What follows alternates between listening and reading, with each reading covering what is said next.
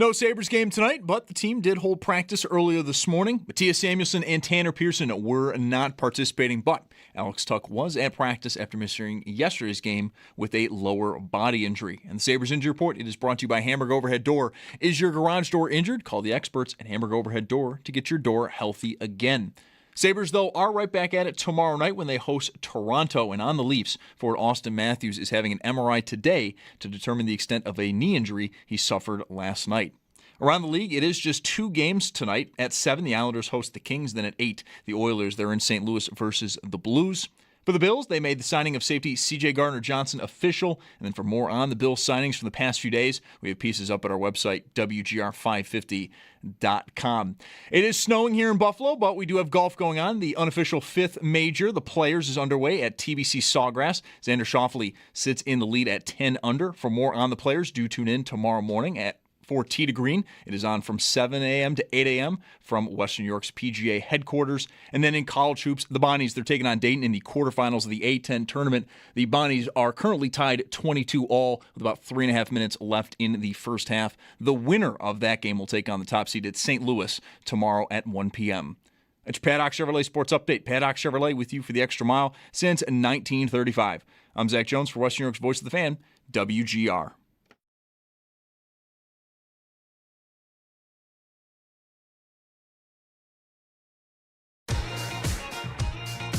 My dad's not here right now. He's still at work. So I'm going to blast him. Mike Schopp and the Bulldog. I'm going to see if there's a clean version so that my parents and the people at my school will not get mad at me. We've got the spritzer filled with water just in case if stuff gets too fire. I'm going to set up the speaker and I'm going to listen to Mike Schopp and the Bulldog. I think this is the best Mike Schopp feature that I've heard in a long time. I think his flow is really good in it, and I like his aggressiveness on it, and the Bulldog. Put not enough effort in it. I think overall his flow was good, but I don't like that mumble rapping. That was my review of Mike Schopp and the Bulldog. Didn't need the spritzer. Wasn't fire enough. No spritzer for you. No spritzer. The snow looks so pretty. It's so, it just floats down out of the sky. It lands on everything, makes everything look so peaceful. It's so nice. I love the snow. Excuse me, let me just stab myself in the face with a fork. Holy cow, all right, enough. I know. Like who sucks more than the guy that is going to hear somebody on the radio say that or tweet something like that and be like, hey, it's only March. Like, I know that it can still snow, and it often does. It doesn't mean it's not jarring when it happens after it's been, 70 one day this week. It takes a little getting used to. Oh, you're soft. Yeah, whatever. I don't know. I've had enough. I love winter. I like the snow. I'm just ready for it to be gone now. I'm, like Zach mentioned, I'm watching golf on TV. And there are people in shorts drinking cocktails with some of them have umbrellas in them. I'm craving that.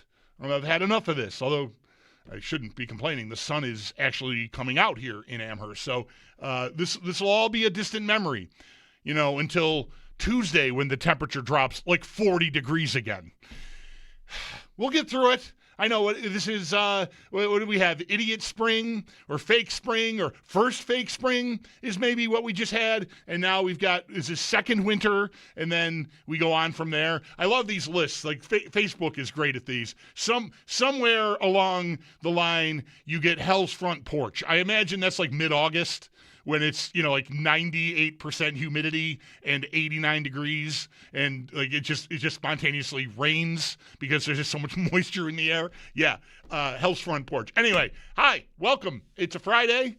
I am the Bulldog. Mike has the day off today, and so a solo flight for myself. We are guested up to the gills. Our buddy Sam Paniatovich will join us for insight on the coming NCAA basketball tournament and maybe some baseball futures and our Lindy Ruff Coach of the Year bet. That's coming up at 3:30. At 4, Luke Fox, one of our favorites from Toronto, Sportsnet. Luke Fox Jukebox, one of the all-time great Twitter handles, on the Leafs and the NHL in general, and kind of timely. We've got the Leafs coming into town tomorrow night, and the Leafs are taking it. I mean, they are getting blistered for their reaction, or really a lack thereof, after Captain Austin Matthews went down on a knee-to-knee job from one of the filthiest hockey players, can I say ever in the league? I don't know. Certainly currently. Ratko Gudas is absolutely someone who hunts players to hit them hard, and that often results in injury. And we'll see. We don't know how severely Matthews is hurt yet. He's having an MRI today. Anyway, Luke Fox on the Leafs and the way forward for them, and the Sabres in the NHL at 4:30. Sal, the Bills, C.J. Gardner-Johnson signed a safety yesterday, so we're going to want to get Sal's thoughts on that move. That'll be at 4:30, and then at 5, Paul Hamilton will join me, and we'll get back to the Sabres. And by back to the Sabres, I mean that's where I want to start. Last night, I mean, what do you want to do with last night, right? I mean, I already got a little pushback as I put together a tweet to preview the show this afternoon and said last night was a bit of a buzzkill. And the first person through in my mentions is like, are our expectations so high that we have to refer to the first loss in 8 games or 9 games as a buzzkill? I'm like, well, it's a buzz dent, at least. I mean, they didn't win a 9th in a row. I mean, I'm not panicked about it. I'm not even worried about it, but it happened. It would sound a little different if they'd won another game, a 9th in a row, and built or kept their lead in the division and had a chance to equal their 10-game winning streak from earlier in the season tomorrow night when they do host Toronto, but they don't because they lost 2-1 on a late goal. Wasn't like a disastrously bad game or anything, but they were kind of flat in the third period. Looked like they ran out of gas to me. But, again, I'm inclined to kind of put that over there and just sort of dwell on what we have been enjoying for, I mean, I guess some of us we've arrived at different times to the Sabres party. I was pretty much full on believing they were going to end the drought by the time the 10-game win streak ended. I thought there were enough good signs within how they were playing at that time that they'd make it. I did not think they would catapult past everyone and into first place in the Atlantic and be contending for the top spot in the conference and the top seed in the playoffs and all of that. But that is where we are here with them. But I do like the idea of, rather than picking apart Logan Stanley and Luke Schenn, I will certainly do some of that as we go, maybe even very shortly. I more would like to hear from you just on the vibes of having it back, having the Sabres back in your life in a meaningful way. You have been able to pick up this relationship with them if you are willing to, and it can feel like it never stopped. All you really did, this is all we ever really do. I think we have to learn this. We have to remember this. For all the drama and however bad it feels at a given time, and believe me, I mean, having been in this chair for the entirety of this 14-season playoff drought, I have felt every bit of the detachment and the bitterness, the anger, and eventually even the lack of anger, the lack of emotion. That's what detachment really is. I'm no longer mad at their results. I'm just accepting of, like, this is it. This is what we are stuck with, and therefore I'm not going to let it hurt me anymore, so I don't care anymore. I hope you've all gotten over that, because you'd be missing out on one of the great restarts, rebirths in Buffalo sports history. It's happened a few different times with the Sabres, the Bills too. I mean, we had a 17-season playoff drought with them too, and here we are, in the throes of, a great generational run featuring Josh Allen.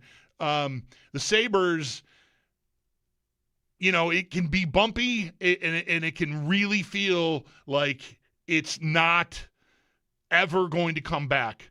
But when it does, it reminds you. I've made this point a few times this week, because we went through this in 02-03, 03-04, before the Sabres, before the season-long lockout, bankruptcy, league ownership. Like there were people working over there worried about whether they're going to get paid on time. Like it was for a pro sports league, and a team in a pro sports league. Like things were really, you were worrying about things if you worked there that you should never have to worry about. In the employ of an entity that is that big and that big a corporation and has all these resources. Anyway, 05-06 comes along, and as soon as the Sabres got good again, we were right back there. And we've been through this has been a much longer, maybe not as dramatic, this drought, in that there hasn't been bankruptcy. Terry Pagula has owned the team the whole time. We've had stability as far as that piece goes. There hasn't been concern about, we need a new owner. Or, you might be mad at the owner from time to time for his inaction and leaving Kevin Adams on the job as long as he did. But there was not ever concern, I don't think, really about the overall, is someone going to swoop in and take the team away? I guess if the attendance had continued to be what it was, if they never got good again, that could be a problem. But obviously that's all gone. They have recaptured our imaginations, and I just think you get so much back when you've got that, And I'd love to hear what you out there are appreciating the most. Like, what is your favorite part of this Sabres resurgence? Right? Is it going to the games? Is it going to the games with your children who are maybe adults now, like mine, who were really little kids too young to remember the last time the Sabres were good, and so now you're experiencing this with them for the first time? I've got that going in my house with one of my sons, Owen, who's a hockey fanatic and works on the morning show. His younger brother Leo couldn't care less about hockey, so I don't have that bond with him. But I'm telling you, I'm having the most fun I've ever had watching the Sabres right now when I'm watching with my kid. It has been so long coming, and the drought really spanned. He didn't get really serious about the game. He loved hockey the whole time he was playing, from the time he was 4 or 5 years old and we taught him to skate, right on through when he finished up playing just before he turned 21. He loved the game, but it didn't get serious for him really until 2014, 15, or even later. Even later than that. So, that's dead in the drought. And so, him being someone who's into the game, appreciates the game, understands the game, even in ways that I never have and will, because he's been in locker rooms and on buses and parts of teams, and he understands tactics and different things about the sport that I've never really been exposed to. Watching with him now is just the best. And so share if you want. 803-0550 is the number. Always time for calls when one of us is out, so that is the case today. So get in. As soon as you get in, you'll get on with me here at 803-0550. I just think you have to be, some of you out there have to be experiencing things similarly to myself. I know that game last night was not, they all can't be, they can't all be the best, right? Games like Sunday night against Tampa are going to be rare, where, it's just off the charts with excitement and just everything you could possibly want in a sporting event. Last night was far from that. It was a very ordinary, sort of run-of-the-mill weeknight NHL game. But even within it, the Sabres, that first period, their opportunity to win that game, to me, clearly was in the first period. If they'd gotten 2 or 3 goals in that first period, they might have cruised. But they didn't. The Washington goalie did a good job. But within only scoring that one goal, the goal that was scored, that play by Malenstein, I'm mad the Sabres, disappointed is better. I'm disappointed the Sabres lost. They didn't get their 2 points. They didn't keep their 4-point lead over Tampa. They didn't close within 2 more of Carolina, yada, yada, right? The standings. That's disappointing. I'm as disappointed that they didn't win that game because the play that Melenstein makes for the one goal that they did score in the game would have been like a play. I want to say I would have never forgotten it. And maybe I won't, but it's 1 of 82 and it's a loss. But him unveiling a no-look backhand, I mean, is that Leon Draisaitl? Who am I watching? Melenstein with a behind-the-back, no-look pass across the goal mouth to Carrick for a tap-in. It's Beck Melenstein. Owen and I were like, we're roaring in the living room, like roaring, laughing. Like, I could not believe like the audacity of this team, that their fourth line banging winger. And he's had these moments. He had one just the other night, like the breakaway he scored on, and he's had other ones, even one against Washington earlier this year where he kind of recreated the Pominville goal against Ottawa in Game 5, the series winner. He's had these moments, but last night was just hilarious to me that he's uncorking that pass to Carrick, and it's just like, what can't this team do? That's Beck Melenstein. What in the world is even happening out here?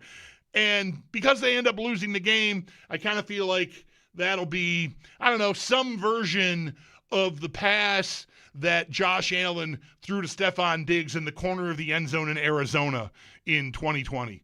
You know the play I'm talking about? Go-ahead touchdown late to put the Bills in front there. That's what a go-ahead touchdown is.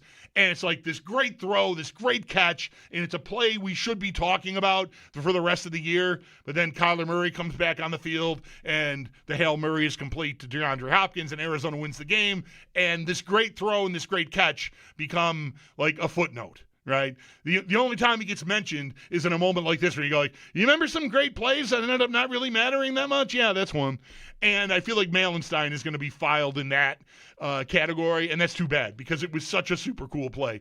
And along with that goes that sequence at the end of the first period, which I haven't talked to anybody that was in there. I would love to hear from anyone who was that can tell me. I should have asked this on Twitter because somebody certainly would have gotten back to me with at least an opinion about it. But it just felt I couldn't really hear the crowd on last night's broadcast that well. I don't know why. It just was like an oddity to me. So I couldn't really tell how loud it was. But when Thompson was hammering those 5 consecutive one-timers on that power play at the end of the first period, I thought I had tears in my eyes. I couldn't tell if those shots were on net or if they were, wide or high or what. I just was crying from laughing so hard. And same thing. Like my wife had some friends over. They're in the dining room wondering what in the actual F is going on in the living room because we were just hysterical. It's one after the other, after the other, after the other. I left off after the other there. I have to think if the third or fourth one of those had gone in the net, that the building would have been in serious danger of caving in. I just feel like the crowd had to be building and building and building. Like such an incredible moment to have. And, as it turns out, they don't score there, and they end up losing 2-1. And just like this Melenstein play to score their only goal, it's kind of like a little footnote you just sort of leave over there.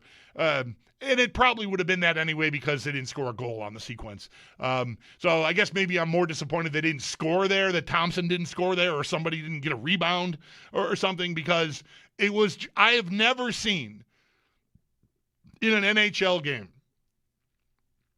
or really any game for that matter, but I know I cannot recall. So I'm going to rephrase because never seen is tough. I've seen a lot, and I therefore have forgotten a lot.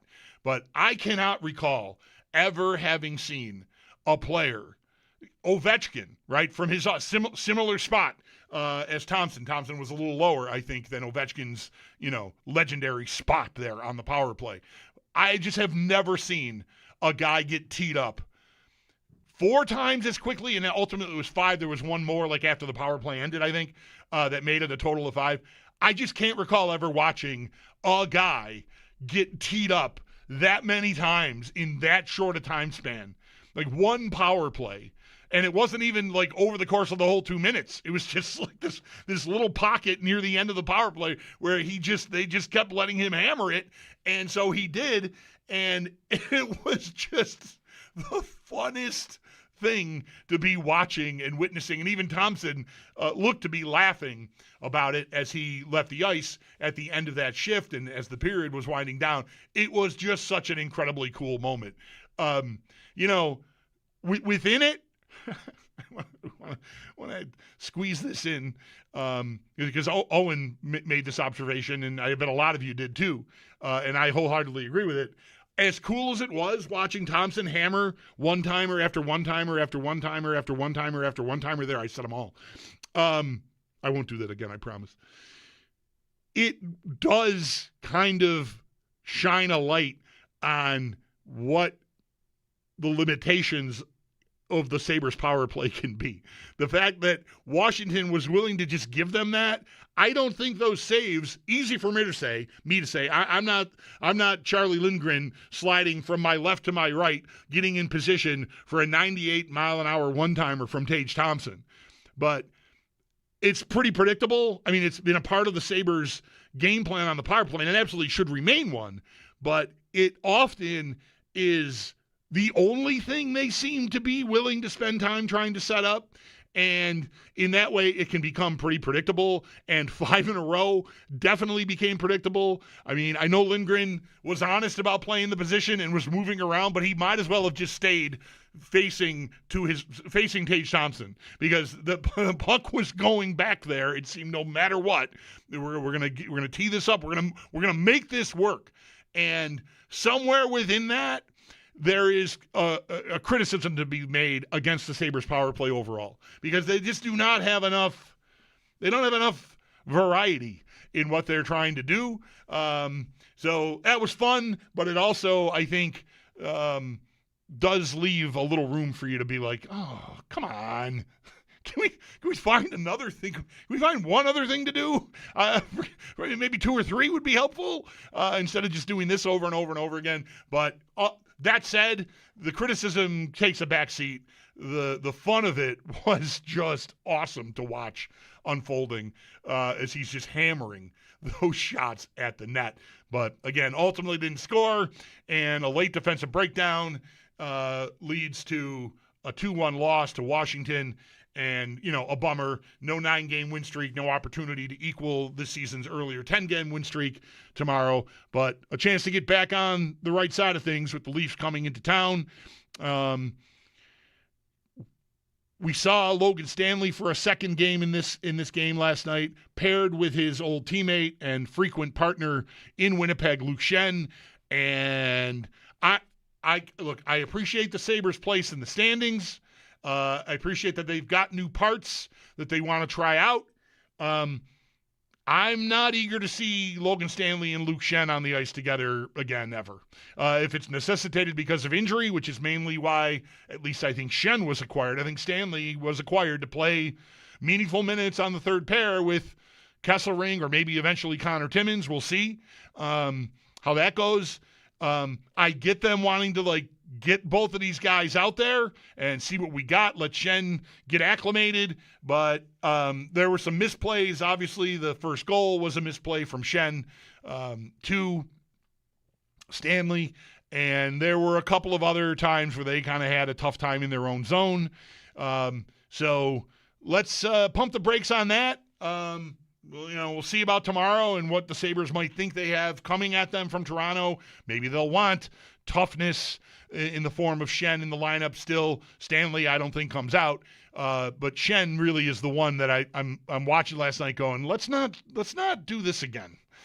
And again, if we have to, we have to. If we're comfortable with our position in the standings and you want to get some guys some time off, okay, that's reasonable. But I don't think I need to see that pair again. It did not go real well. So those are some thoughts on last night's game, but mostly it's it's vibes check is what I'm after. Let's squeeze. I can't work the. Can you punch Rich up here real quick before we're gonna break? Thank you, Zach.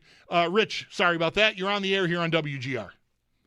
Bulldog, it's obviously a privilege to speak with you. I've heard you since the BN days. My question, or not my question, is you are spot on with the power play. It's more predictable than the WWE. Give it to Tage. Give it to Tage. You can't do that. You got to move it around. You got to get these guys moving around. And everybody that we play against knows if they're on the power play, it's going to be, just a one-timer. No, you got to move it around. You got to make these teams know that who's going to get the puck, who's going to get the puck. Yesterday's game was very disappointing. I'm a little worried about the Western trip. I don't know too much about how their teams are in their building, but this is going to be the test. If we can come out of the Western Conference or the 4 games in the West, if we can get at least 2, then I'll be more confident about how far we're going to go. Okay, I'm not. To me, they've passed every test already. I don't feel like it's a test. We've talked some already this week about great Sabres teams that had very bad stretches at the end of seasons. 05-06, that team lost 8 of 9. I'm not looking at anything like, I got to get this, I got to get that. They're good. I'm trusting that they'll figure it out. Last night was a blip. The power play for sure. The thing that's weird, and thank you, Rich, for the compliment. The thing that's really weird, before I get to break, about the power play is, to me, how effective they are moving around the offensive zone freely at 5-on-5. This high cycle that they use all the time, just the way they move around the offensive zone is so, I think, different than the majority of teams in the league right now. And yet on the power play, they're kind of stagnant. And that just does not really add up to me. It's just a weird piece of all this that has never really added up to me. Anyway, thanks for the call. Let's hit up a timeout. Sam Panayotovich on the other side of the break. We'll get into the NCAA basketball tournament, look at Major League Baseball futures, discuss our Lindy Ruff Coach of the Year bet, and more with our buddy Sammy P right after this. Mike is off today. I'm the Bulldog. You're listening to WGR.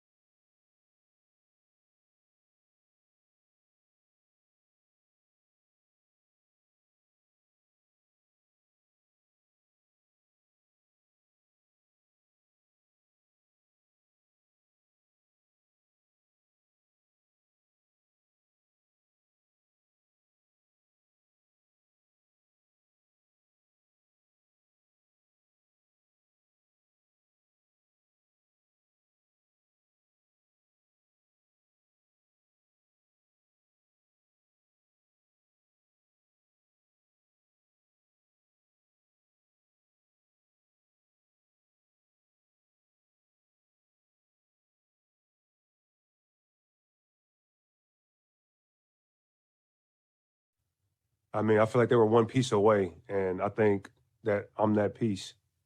And I look forward to coming here and improving that. That is new San Francisco 49er wide receiver Mike Evans, who leaves Tampa after a certain Hall of Fame career already to join the San Francisco 49ers, a player that plenty of Bills fans were curious about, whether maybe Brandon Beane could pull that player into the boat. The story goes that they were somewhat interested, but instead pivoted to trading a second-round pick in exchange for a fifth and DJ Moore from the Bears. Glad to have you with us here on a Friday afternoon. Mike is away today. I am the Bulldog. Joining us now on the West Her Hotline is our good friend Sam Panayotovich, Sammy P, from the Chicken Dinner Sports Wagering podcast. Sam, what's going on? I feel like it's been a few weeks for me. I was not here last week, and I don't know. Maybe you were away the week before. I feel like it's been a minute. How are you? I feel like I'm here every Friday, but yeah, it's been a couple weeks for us. Right. Yeah, I agree. I'm trying to poll the room right now. I just got to the bar. I'm back in Chicago. I'm trying to poll the room on what bet they like tonight in college basketball, and then we just go the other way. We are. It is that time of the year. The room. You guys made the room somewhat notorious on your previous incarnation. I'm sure the room has continued to be the subject of derision on the Chicken Dinner podcast as well. And this is a time of the year where the room really shows up, is it not? College, because what do most people do with college basketball? I'm sure there are, of course, fans who watch it all year long feverishly, but the vast majority of us are like, oh, there's conference tournaments on during the day while I'm at work. Cool. All right, let's go. Oh, I like this team. Time to wager, right? And that's probably not the best way to do it. No, it's not. But it's okay. I mean, you never want to be that person that gets late to the party. And it could be a betting party. It could be a music party, a drinking party, whatever. You want to get there early. You want to set up shop, right? But I think there are a lot of people that sort of deter the market because they start watching games this week and they have all their assumptions made and they have all their dots connected because they've watched 4 days of college basketball and they have all the answers. So there's a game tonight, it's in the ACC. Virginia is, a top 10 team in the country. But if you look at the market, Bulldog, most of the bets, like 7 of every 10 bets are on Virginia. The line opened 4.5. The line is now 3.5 against Miami. So while all the bets, the physical bets, are on Virginia, the line has moved against Virginia. So that it just tells you market-wise that there's respected play on Miami. Now, look, did we bet Miami? Yes. I think the game should be closer to a pick 'em. But people will watch what Virginia's done, and most importantly, people will look at the rankings. And Virginia's 10th and Miami's unranked, and I only got to lay 3.5 or 4. So it's a very casual appetite when we get to conference weekend because most bettors, they sweat and grind college football and the NFL. They do it from the end of August through the Super Bowl. And then when that's done, it's like, oh, now what? Oh, now I know college basketball. And it's not that easy to pick it up this late in the game. Well, I know we obviously don't get brackets until Sunday, and then the tournament fires, whatever. There's the play-in games, but Thursday, Friday, the traditional, start of the tournament. And we've got games in Buffalo on Thursday and Saturday here. Mike and I are doing our show from a casino downtown next Thursday while the games will be going on, so that should be a fun time. What can we do right now with that without having the bracket yet? Like, can I pick Final Four teams already? And is there anything you like, Sweet 16, or is that stuff all wait until the brackets are out? No, you can bet this stuff now. It's fluid. Let me raise your like to love. I love Houston to make the Final Four. Houston's my squad this year. They're so good defensively, and they've got, a top 5 pick at point guard. They've got size, speed, length all over the court. They guard the hell out of you. But all you hear about is Michigan and Duke and Arizona, and that's fine. But that also sort of inflates the market on those teams. So I think Houston at 2-1 to make the Final Four is a really good bet. And I love this Bulldog because I'll send a bet to my buddies at 2-1, like plus 200, and they're like, I want more, and I'm like, well, that's me. Okay. I'm this guy. Right, but like if you're betting a point spread or a total, you're laying minus 110 every bet. Right. So you'll lay minus 110, but 2-1's not good enough. Like I think it's so funny. Guys get in their heads and all that. I think Houston to make the Final Four. You can find like a plus 205 right now on the Cougars. All right. I think they are bound to make the Final Four. All right, I am filing that away. I will do what I can do there. What is going to happen to Miami of Ohio after they lost for the first time? Are they not going to get in? They should get in. Yeah. The bubble's so soft this year. Okay. I don't have a hot take for you, and you didn't prep me on this question. I think if you go 31-0, you should make the tournament. Now, I'm inclined to agree, too. I mean, like, can you imagine a 31-1 team not making the tournament? Like, how dumb does that sound on the surface? No, where do you see them? No, look, here's, I think, what they're going to do. I think they might put them in the first 4 games. They might be one of those 11 seeds, that plays on Tuesday or Wednesday, and that's fine. Like, but you should, if a team goes 31-0, man, how do you not make a field of 68? I think that's a good question. I think that's a good question, and my answer, I think, should be they have to be in. So I just know that I saw some, like, oh, no, they may not make it. So I hope you're right. We'll see where it all goes. Sam Panayotovich, Chicken Dinner Sports Wagering Podcast co-host on the West Her Hotline with me here on WGR. So it was another week where our buddy Greg Wyshynski with ESPN.com, their senior hockey writer, he's been posting, I don't know if he's doing it monthly or bi-weekly or what it is, but sort of forecasting the NHL awards market. And still polling, I don't think it's voters. I think it's just because I think it's a different group that votes for Coach of the Year than who he's polling. But anyway, John Cooper still, according to that information, is the leader for Coach of the Year. What are the betting odds telling us about Lindy Ruff and John Cooper? Because I think those are the only 2 options, right? Well, when we talked last week, Mike and I, we were talking about Lindy Ruff as the even money favorite to win. And then we all saw the game last week, right? I mean, what a game, huh? I'm sure you guys talked about that for 3 days. Pretty much, yeah. The Sabres beat Tampa. Brother, forget 3 days. I'm still trying today. Yeah, you're still trying to I should probably shower again after watching that shootout. I don't understand how, and you and I have talked about this before. Tampa Bay was one of the favorites to win the East. Like they should be good. Buffalo was supposed to be a fringe playoff team, if that. So I don't know. Like I understand, the rankings and the columns and all that, but the betting odds still have Lindy favored. And we have, what do we have, 7-1 on Lindy right now? Yeah, that's what I believe. I mean, you're the one who made the bet, but I'm pretty sure it was 7-1. I lose track. I mean, there's so many bets in so little time. Yeah, well, like you, Mike, and I have a bet on Lindy. And I remember I was standing outside a bar in Boston, as I usually am on Friday, and I'm like, why are we not talking about Lindy at 7-1? And so now he's even money. So, the $10 we bet, wink, wink, to win 70. Mm-hmm. Now you got to bet 10 to win 10. So I think we, relatively speaking, have a good bet. The Buffalo Sabres could be one of the best teams in the East, and it came out of nowhere. How does that guy not win the award? I don't know. There's a sentiment around NHL circles that John Cooper, the Tampa coach, they've won and won and won. They've been almost a dynasty, 2 cup wins in a row. He's a great coach, Team Canada's coach, if you want that too. And he's never won Coach of the Year. So it kind of became a thing where it's like, oh, it's career achievement time. Let's give it to Cooper this year because the team, one of the best teams coaches never wins it. So we'll give it to him. And I think we might need, Sam, to cinch it is just simply whichever team wins the division. And the Sabres have a 2-point lead in that department right now. Tampa still has a couple games in hand, so that's not ideal. But I think if the Sabres come out on top, I would predict that we'll win our bet. And if he doesn't, I think it could be real touchy. But also, like not to draw a direct comparison, but to me, John Cooper is sort of the Andy Reid of the NHL.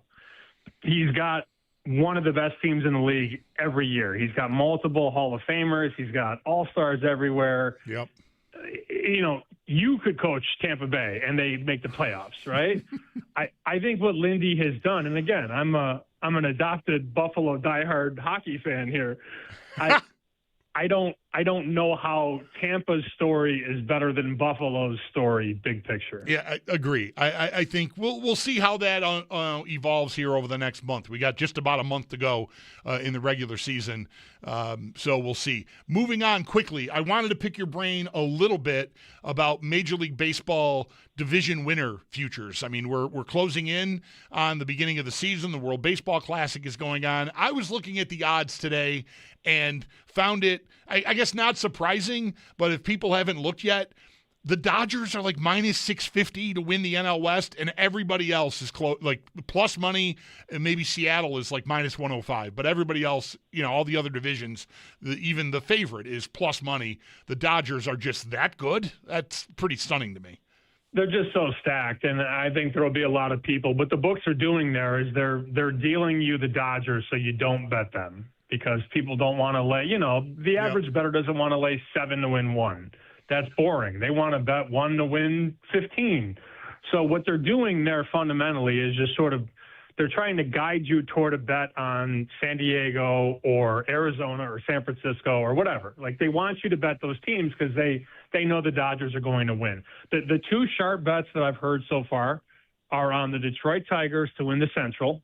And granted, they're favored, but we've seen some sharp bets on Detroit.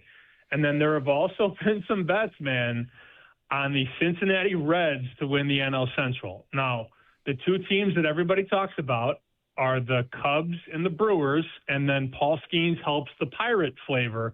But there have been some sharp bets on the Cincinnati Reds to win the National League Central in Las Vegas. How do you like the AL East? I mean, I'd probably – I can't bet the Yankees. That's Yankees, Jays, Red Sox are all pretty close, I think, when I looked.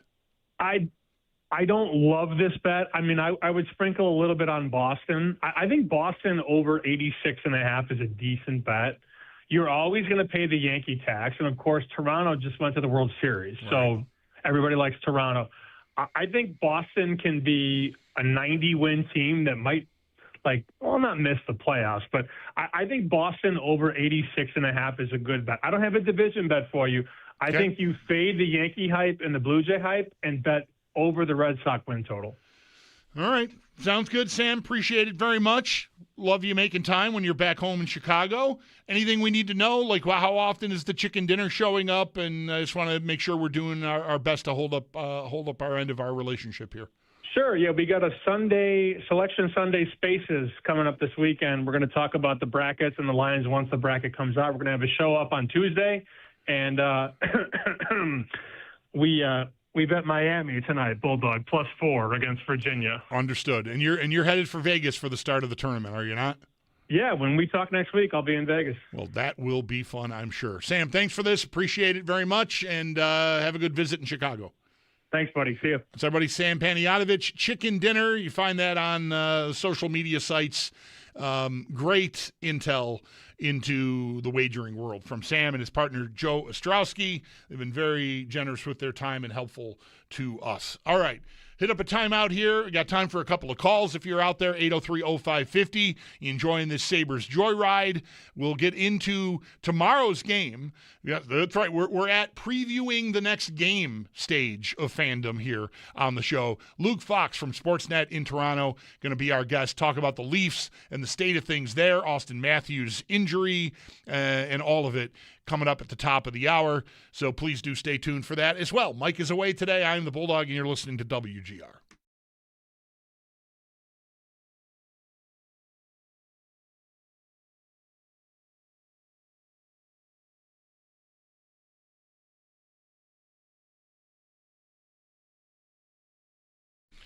Well, it's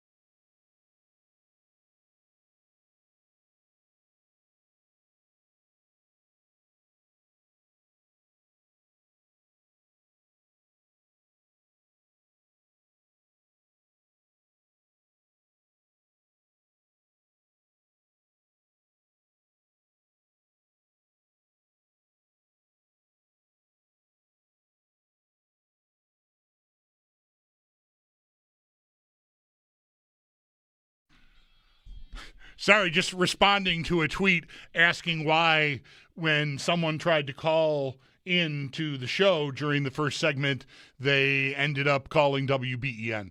I don't know, but wires got crossed. I could make a really, really, really, really old reference about Lily Tomlin as the operator on Laugh-In plugging the wrong line into but she doesn't work here. And 90% of you probably have no idea what I'm talking about. Anyway, wires got crossed. We were screwed up, but it's fixed now. So my apologies if you were so eager to get in and respond to that electric first segment that I presented, and you ended up, I don't know, on hold for Bowerly. I apologize. It was out of my hands, but I'm sorry for the inconvenience. We've fixed it. It's okay now. So moving forward, we should be good. Don't bother calling now, though, because we've got a guest coming up. Luke Fox from Sportsnet on the way right after this. I'm the Bulldog. This is WGR.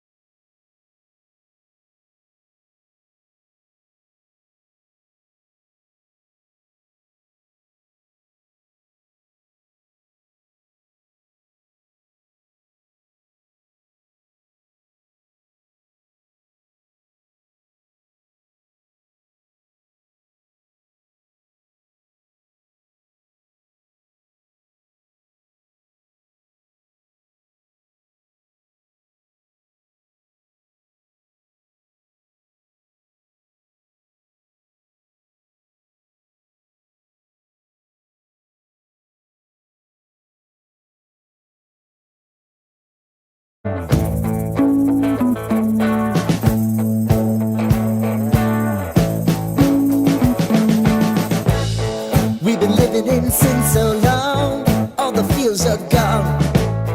Fella stopped me on the street last night, said everything's alright.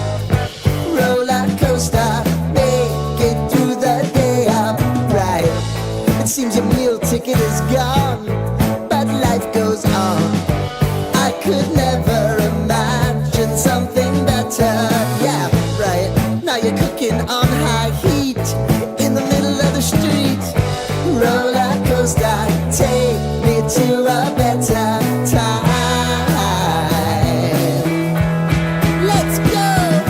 All sing your high line with the roller coaster of life. Yeah. It's time to all choose your timeline on the roller coaster of life.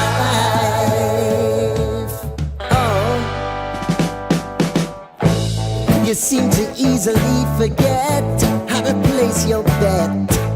When everyday life gets you down, you gotta steal the crown. Got to own it. Don't bitch and moan about it, please. God forbid you scrape your knees, and it's nothing to sneeze at.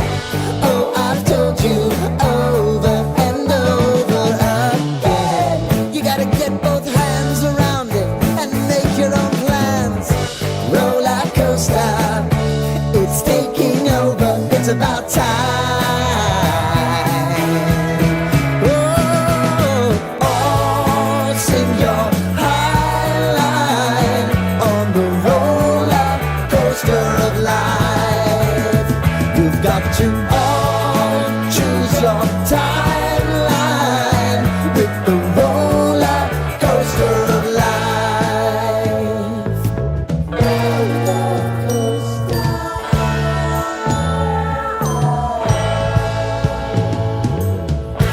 I want to go down the rabbit hole, down the rabbit hole of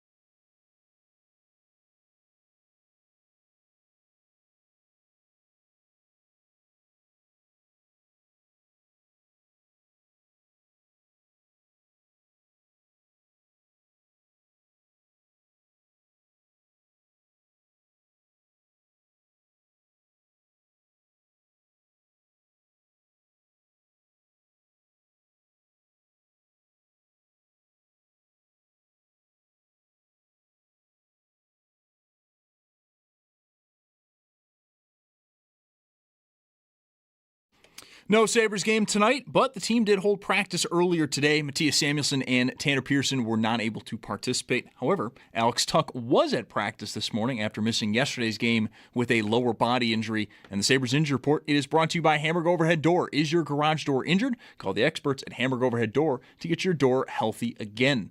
Sabres, though, are right back at it tomorrow night. They host Toronto, and on the Leafs side of things, forward Austin Matthews is having an MRI today to determine the extent of a knee injury he suffered last night.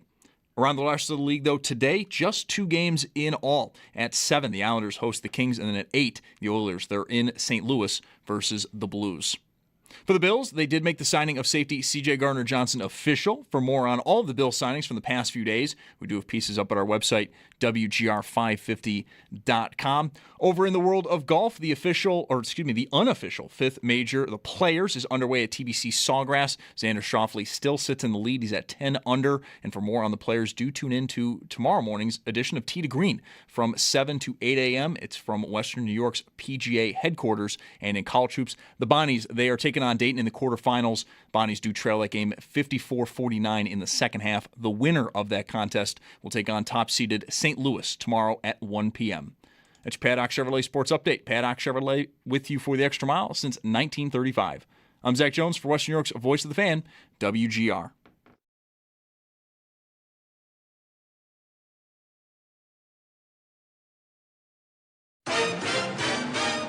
It's Mike Schopp and the Bulldog. They have this Panther sound effect that is just the cheesiest, stupidest sounding thing. Big voice guy going, Panther goal scored by Sam Reinhart. Where'd you get that thing? I trapped it. Been keeping it in my bathroom at the motel, feeding it old pizza. It's Mike Schopp. If you're calm, that wondrous big cat will be calm too. But if you're scared, that beautiful death machine will do what God made it to do. Namely, eat you with a smile on its face. And the Bulldog. On WGR, Sports Radio 550. All right, super pumped to have you along for the ride with us here on a Friday afternoon. I am the Bulldog. Mike Schopp has the day off today. Joining us right now on the West Her hotline is one of our favorites from north of the border, Sportsnet's Luke Fox. Luke Fox Jukebox on the Twitter/X machine. Luke, it's been a while. I think probably earlier this season was the first time this year we talked. Nice to chat with you again. Are you coming to town for tomorrow's action? I am, and I'm excited. First time in a while, but it's going to be a different feel in the old KeyBank Center. So, the last few times I've been there for Leaf Sabres, the Toronto fans have crossed the border and kind of taken over the building. But with the Leafs kind of fizzling out here after the Olympic break, taking themselves well out of the playoffs, and the Sabres surging, you got a clash between one of the hottest teams in hockey and one of the coldest. And it's going to be interesting to see this atmosphere, because I hear it's loud now, and Lord knows the city's been waiting for it. It has been a long time coming. I think almost the entirety. I don't know how long we go back. You joining our shows, Luke, but I don't think the Sabres have ever been good when we've been talking. You are correct. You are correct. Right. I'm old enough, but you might not be. So I'm curious to see what it looks like too, because tomorrow the crowd. Because the Sabres have not had this year a very big season ticket base at all. So my guess is that Toronto fans could have bought those tickets at the window when single games went on sale and even avoid the secondary market. And the question is whether they're dumping them back to Sabres fans now, like usually Sabres fans are dumping them on Leaf fans who want to pay a premium to see their team. I'm sort of bracing for it to still be kind of overwhelming how many Toronto fans are in the building myself. Yeah, I don't know. Being in this city, Toronto, it's the passion has dwindled, right? Like even the home games, when they lose, a lot of the fans turn to booing. Yeah. So I just don't know if fans are going to want to make the effort to cross the border, spend U.S. prices and invade Buffalo to watch this version of the Leafs. I mean, certainly when they're playing well and they're bound for the playoffs, I get it. but there's a bit of fan apathy seeping in Toronto. And then you'd like to think the Sabres fans want to get their hands on these tickets, right? Yep. Like, this is suddenly the funnest team to watch in the sport, taking over first place in the Atlantic. Many people are calling that Lightning Sabres game the game of the year. Like, there's momentum there. So hopefully, these Sabres fans that have been saving their money because they haven't been going to games right. In droves for years, it's time to pay up and support the team. They deserve it. I hope you're right. I really do hope you're right, but I'll believe it when I see it. We have so much experience, Luke, my partner Mike and I, who's off today, sitting in that atrium in years where the Leafs were bad and the gates open and it's like the people with the capes and the tinfoil cups. Like, it's not the fans that go to the games in Toronto. It's, St. Catharines and people that can't get up to Toronto.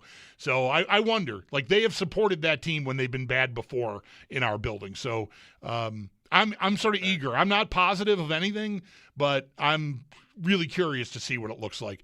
On the Leafs currently here, Luke, how much – this is another real interesting piece of tomorrow. Do you remember last year when Tage Thompson got leveled in February against the Devils and the Sabres didn't do anything about it? It was a firestorm here, right? And you know how that is. And the next game, they called up Dennis Gilbert from the minors, and he's got to fight some guy on the Blue Jackets, I think it was, to because we're tough, just like so. I don't blame Gilbert, but it's just such a super lame thing to let your teammate lie there after being concussed or at least hit in the head and not do anything. And then the next game, some guy that wasn't even on the team at the time is going to show everyone that, no, we're together. It's just such nonsense. I would imagine the Leafs are getting a ton of that after what happened with Austin Matthews last night. 100%. So, it was really curious also who was on the ice. It was some of the longest serving Leafs. You got Morgan Riley out there. You got William Nylander, who's been riding all the ups and downs with Austin Matthews for 10 years now. And he sees the whole thing play out, and all he does is throw his arm up like he's a linesman calling for a penalty. None of them go over and talk to Radko Gudas. Big Brandon Carlos there. Really nice guy, but he doesn't get in Gudas's face. And then it's hard to blame rookie Easton Cowan, but I am concerned about the type of culture that this kid, who's a really talented kid, tries hard, that he's growing up and learning from. Because on a good team, a team that's together, they jump on Gudas like a pack of dogs, right? That's your captain. That's your best player. He took out his knee with a really greasy, dirty hit. Matthews isn't a guy that invites a lot of contact, but when he does get hit, he seldom stays down. And there he is on the ground, writhing in pain, needed help off the ice. That doesn't just happen. He's not a faker. So, for the Leafs on the ice to give Gudas a pass was frankly embarrassing. It was also a little bit telling of where they're at as a team and how far they've kind of checked out of this season. When the going got tough, they kind of slunk away. And Craig Berube goes in intermission. I mean, I would love to see footage of that intermission speech. He must have tore the paint off the walls with his voice, because they came out and they scored on the major twice. They came back and rallied to win the game. Easton Cowan, ended up dropping the gloves. They mixed it up, but it took a talking to from their coach to wake them up. And good teams, that's just in them, right? It's instinctual. It's in their DNA, and they don't have that. Now, I do think, they're getting a lot of blowback today from fans and media who look back on the situation. So I'm sure they're going to be a little more fired up in Buffalo than they have been for most of these games after the Olympics. Yeah, that's kind of what I'm expecting is some kind of a reaction in that way. And I think we all saw, you referenced last Sunday against Tampa, the Sabres were certainly willing to engage. It's not their strong suit by any means, but that's how quickly. It's not actually that quickly. It's a year later. But the Sabres, that was one of the best things about the Tampa game for this fan base, is that New Jersey game when Thompson got knocked over is such a distant memory, because now it's like all hands on deck. And, man, when a team doesn't – I think there's not a bigger sin you can commit to your fans. I don't know about in the locker room. I'd imagine it's pretty bad in there too. But with the fan base, if you react the way the Leafs reacted to Matthews, it's, to me, that's the biggest sin there is. Like, don't give me, I didn't see the hit. I didn't know how bad it was. He's lying on the ice. The linesmen are chasing Radko Gudas around. You know what, you can suspect that maybe you should get after Radko Gudas, right? I said the same thing about Owen Power and Mattias Samuelsson last year. They were two players who were on the ice last year when Thompson got hit. And, maybe they didn't see the hit, but you've been playing hockey your whole life. You can add up what probably happened there, right? The linesmen are telling you who to go after because they're chasing the guy to make sure you can't get to him. So you should die trying to get to him, I think, is usually how it should go. No, absolutely. And Gudas has a history of being a Leafs villain. Like, they're very well about who this character is, right? So there's that. It's the who, but then it's also like how it affects the fan base, and like if these guys don't care about each other that much, why do I care about rooting for this team? But I think the bigger problem is not between the players and their reactions and the relationship to the fan base. It's to each other. Yeah. So you got to go into and you got to sit across from your captain or whoever it is, even if it was a role player. Like, it shouldn't really matter. And you have to look them in the eye and say, yeah, I was on the ice for that, but I don't know. I didn't think it was really worth it, or I wasn't quite sure, so I just sat on my hands. And if that guy doesn't do it for you, are you going to do it for them? And there's a chain reaction there. There's a trickle effect. The good teams, it's like we're all in this together. And yeah, maybe sometimes we'll go across the line, but we'd rather you pull us back and say we were too aggressive than vice versa. I mean, you're not going to take that element out of hockey. And what's more is it's not as if the Leafs need to be worried about taking penalties because they're in a playoff race. Right. Like, this is all garbage time. This is a time to stick up for one another or show a little bit about what you're made of, because there are no real consequences. You don't have to worry about, oh, we got an extra penalty now, and now we don't have the power play. Who cares? You're out of it. Do you think, Luke, that tomorrow will be some degree of a circus because of all this? Like, is Toronto going to call tough guys up from the minors or something? Like, what do you think happens here? I don't know about a circus. I mean, they already called up the toughest guy they had in the minors. They're not exactly flush with a bunch of enforcers down there. They called up Michael Pezzetta, and he hadn't played with the team all year. So he had, like, a bit of a ceremonial fight right off the puck drop in that Anaheim game last night, just to show, hey, I care about being up here. I'm going to make a name for myself because I finally got called up. But there's no one else to call up, really. I would hope from the Toronto side that they show some pride and show some compete. And, I mean, it's not just the fighting stuff. I don't think it's going to turn into a circus, but it's just like, finish your checks. Try to win a puck battle. Like, show a little bit of pride. You just got embarrassed, and honestly, you've played some pretty embarrassing hockey for about 8 games now. Like, it's fine to lose. Half the league doesn't make the playoffs, but be able to hold your head high if you're going to go out. Yeah. Luke Fox, Sportsnet, on the Leafs beat with us here on WGR. He'll be making his way down to Buffalo for tomorrow's Leafs-Sabres game. So on Matthews, there's an MRI today. Do we have any idea when we'll hear anything? And Gudas, I guess, is a phone hearing, so 5 games max. I'm going to bet he gets the 5, but what do I know? Trying to handicap what the Department of Player Safety is going to do can be a fool's errand anyway. But what do you think? When do you think we'll find out some word on Austin Matthews?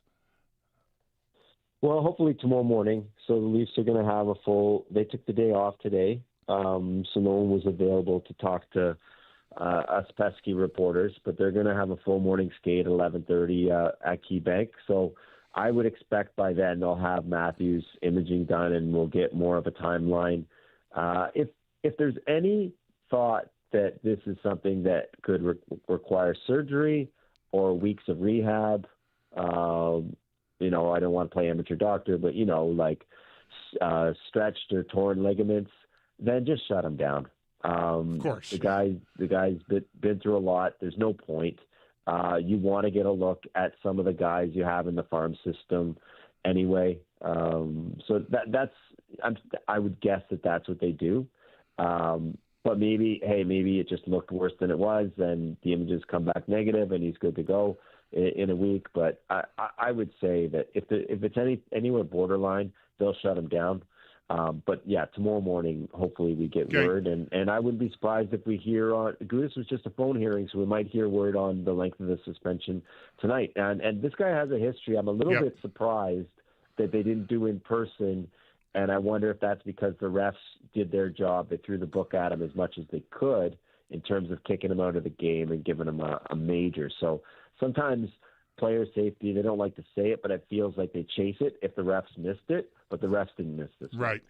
Well, regardless of however Matthews, the imaging turns out, if it's severe or mild or whatever, what is the way forward here in Toronto, Luke? I mean, back to the big story here, which is that this season has just gone up in smoke for them, and it really didn't start really well, and it never really got good. Like, once they faded, they never rebounded, and they're just riding along in last place here. I don't know. You're around the team. Obviously, you talked to Austin Matthews in the locker room. I see him on intermissions or on pregames, and I don't know Morse code, so I don't know if he's blinking, get me out of here. But every time I see him talking on a telecast, it feels like I'm watching a hostage video. What is the way forward here for them?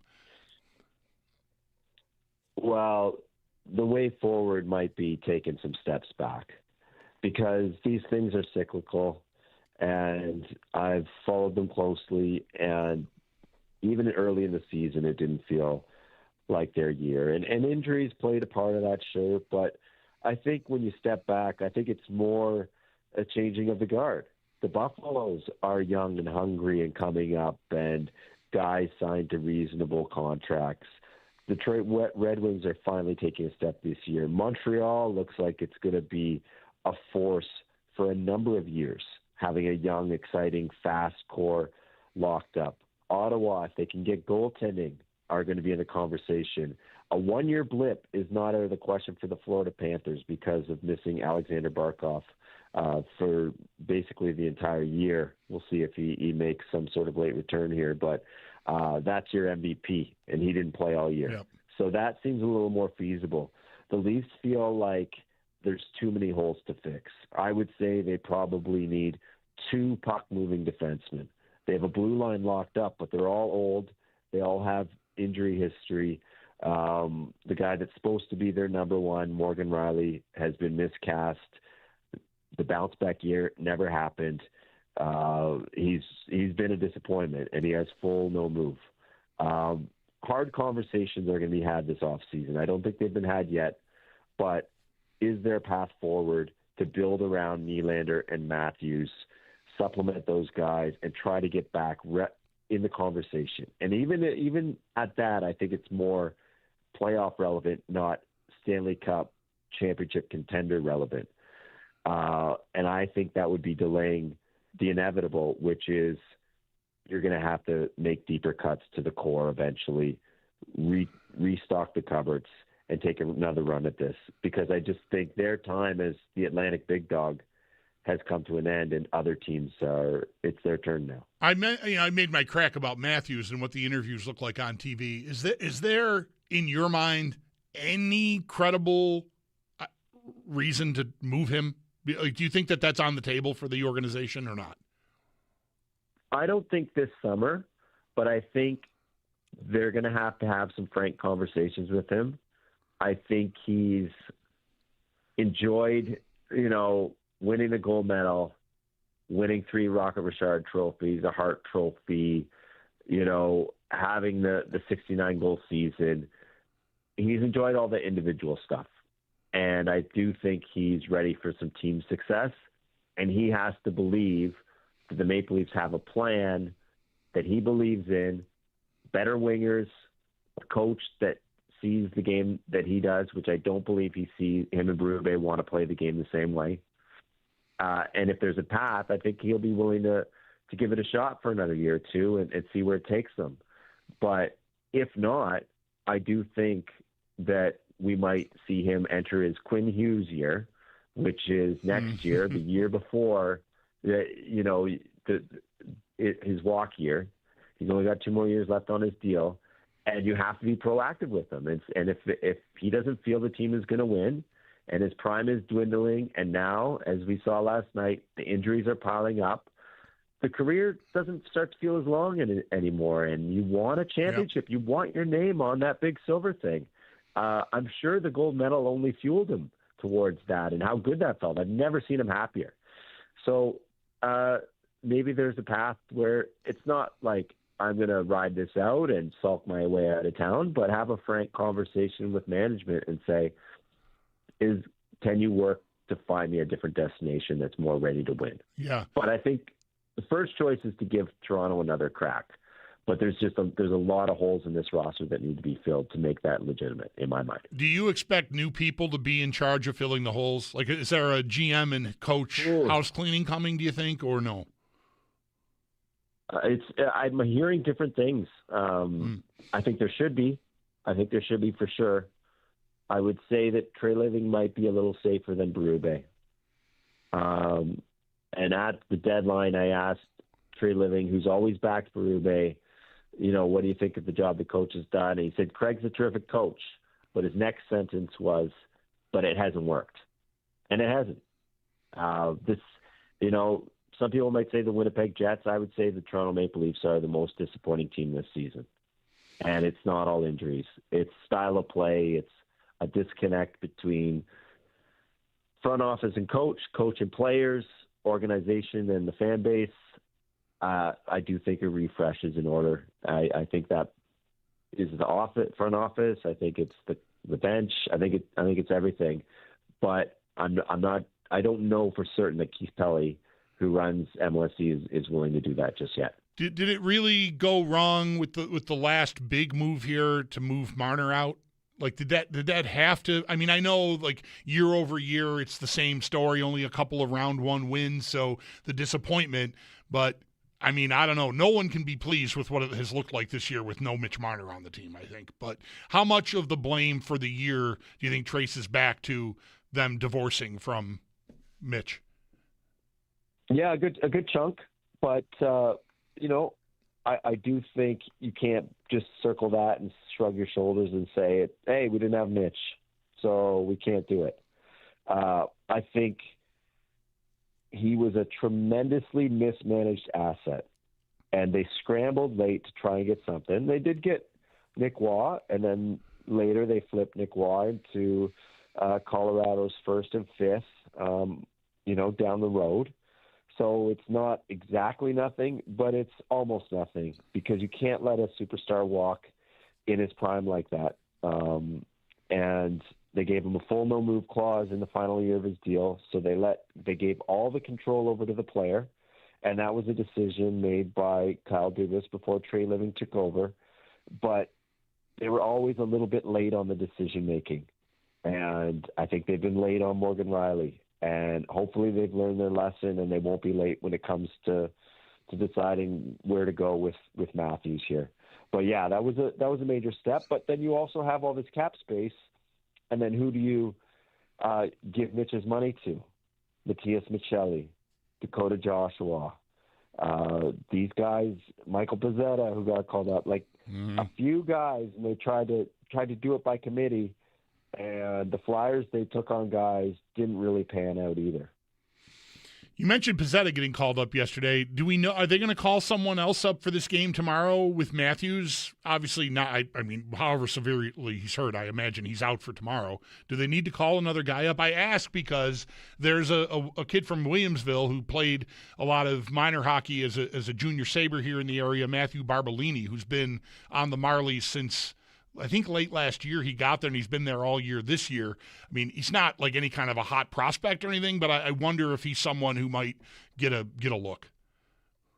Yeah, it's possible. They don't have to, though. Okay. So they had Steven Lorentz and Dakota Joshua as healthy scratches last night, and they're already giving looks to Pezzetta, this guy, Bo Grew, who scored last night, who's played 2 games for them now and has looked pretty good. He was the leading scorer down on the farm for the Marlies.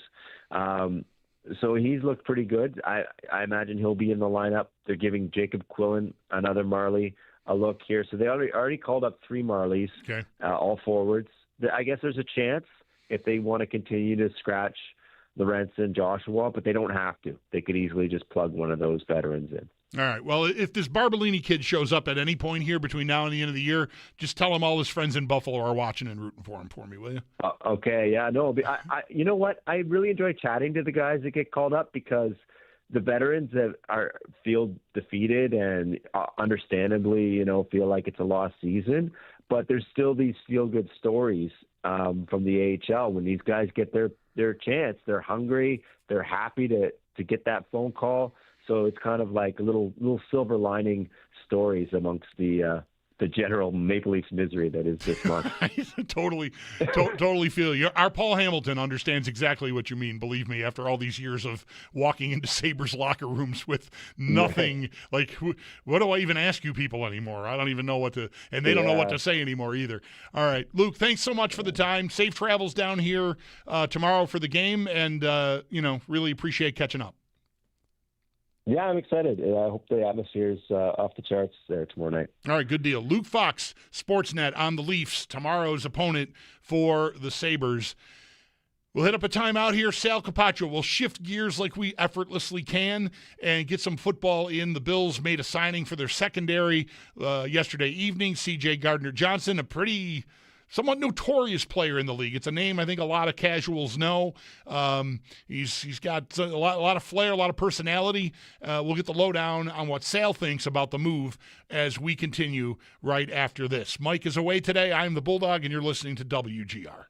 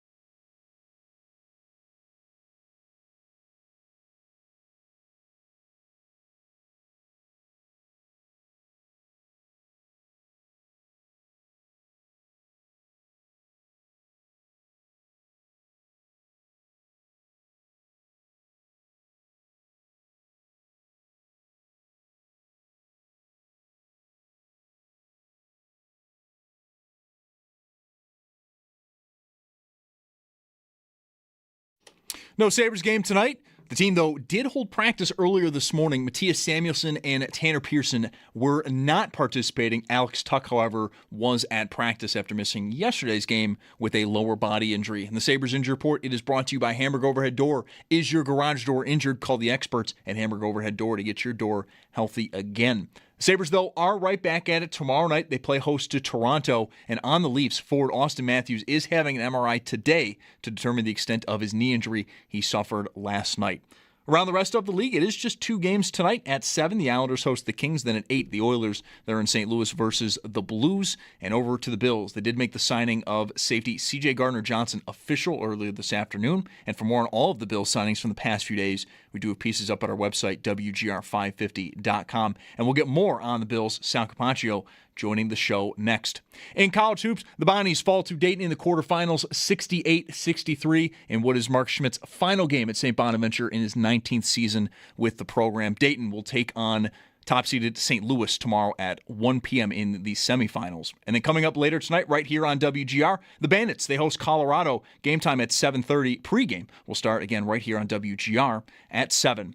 That's your Paddock Chevrolet Sports Headlines. Paddock Chevrolet with you for the extra mile since 1935. I'm Zach Jones for Western New York's Voice of the Fan, WGR.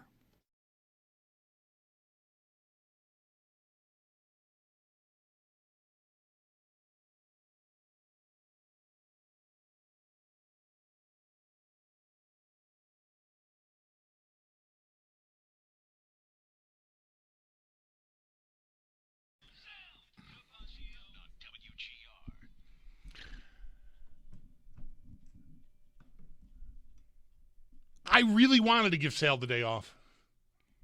I mean, not that doing this hit on the show, would be the day off, but the day off of our show. You got anything on the calendar that I got it at 4:30. I was hoping, but the Bills went and made another signing yesterday, and it's one that I think it's a very familiar name within the league anyway. I think to even some casual fans.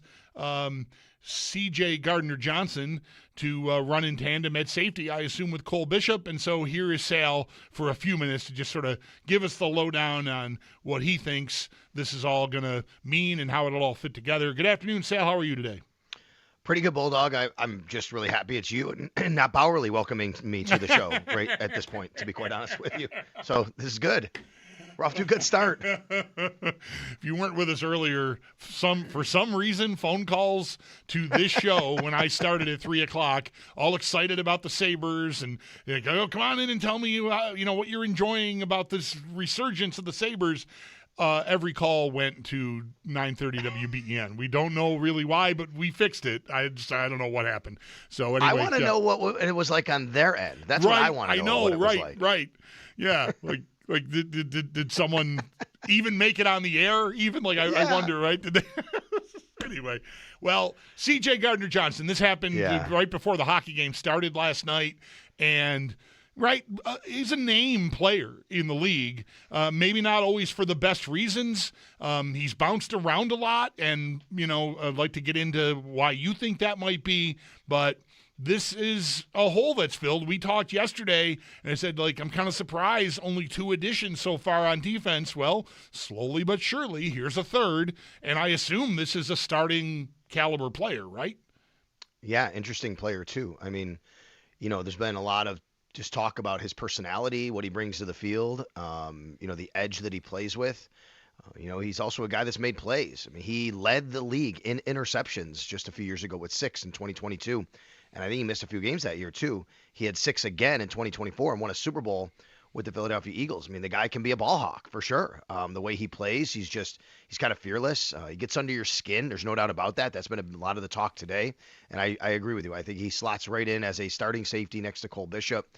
He does have corner experience, but that's not going to happen on this team, at least as a starter. Could he play that in a pinch? Sure. I'm sure it could happen, but you have Christian Benford and Max Harrison, of course, as your starting corners. You had a hole, I think, at safety, depending on what they thought about Jordan Hancock. This probably gives us a better idea on that right now, which is that maybe he's not ready to be in that role. So I think right now you're looking at your starting secondary pretty much what it's going to look like, which is Hairston and Benford on the outside, D. Alford at nickel, and then Bishop and C.J. Gardner-Johnson at safety. Yeah, I mentioned he's bounced around a lot, and even this piece, I think right, the Eagles lost Blankenship in free agency. They are looking for a safety. Does it concern you at all that they didn't go back to the C.J. Gardner-Johnson well after having known him as well as they do? Like, I'm wondering if they just didn't want to do that again, kind of thing. You know what I mean? It's a fair question. I don't know.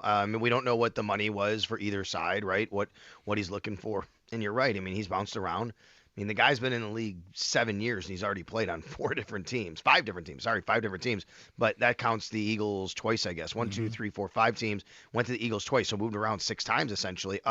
So that's a fair question to ask, but I'll also present this. The Eagles brought him back after losing him once, right? Yep. So he was on the Eagles in 22, and he went back to the Eagles in 24. So, there's a history there of them bringing him back. And I don't know. Does he wear out his welcome where he is? Sure, it could happen. You have personalities that rub people the wrong way. There's no doubt. I'm not saying that could happen. It's going to happen, or it has happened everywhere he's been. There's reasons, but that's also why you sign him to a 1-year deal. Come in here, ball, be a free agent, and go earn some more money somewhere. And at 28 years old right now, I guess next year will be his 29-year-old season. He's young enough to still be able to cash in and have more contracts like that. Yeah, I guess it really depends on how you want to position it, right? If you like this idea.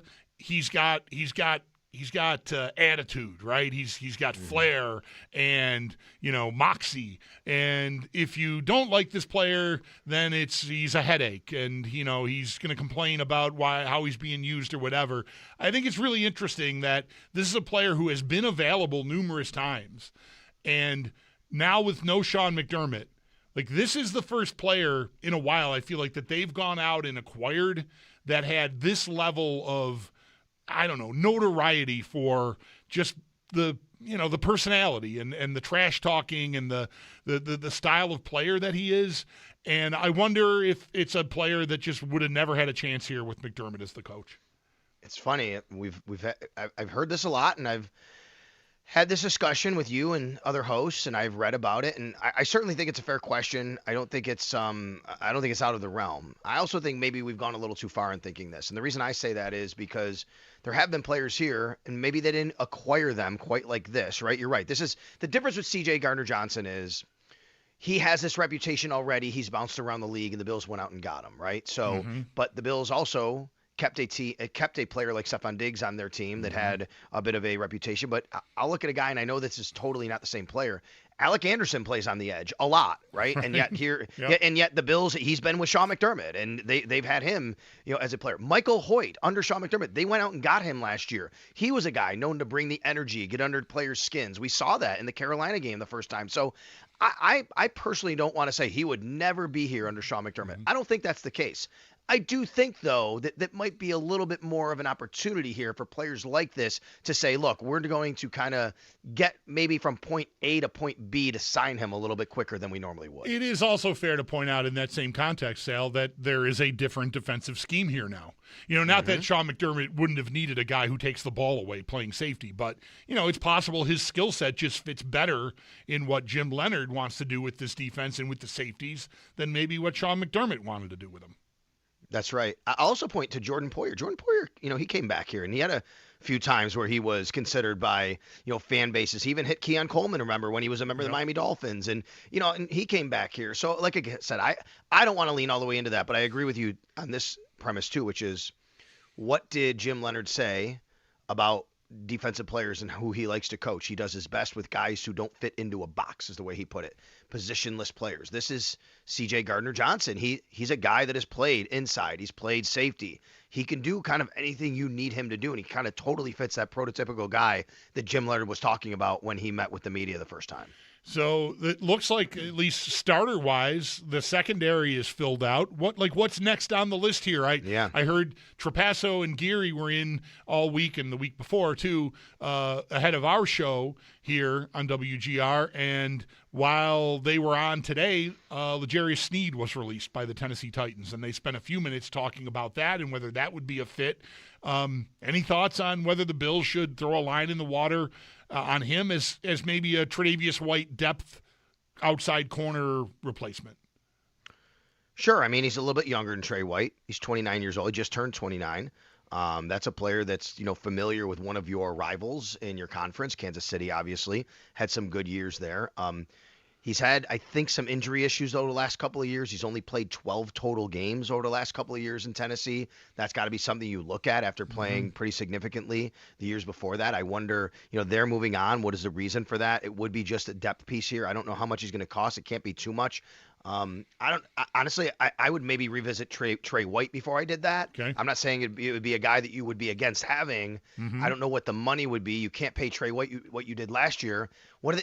Honestly, Bulldog, I think they're giving C.J. Gardner-Johnson about $6 million. The report is $6 million, right? Right. And that's what they gave Trey White last year, 6 up to 8. So they're kind of they're replacing that money with how they paid Travius White. I don't know what a guy like Snead would command. There's a couple of guys here. You asked me what's next.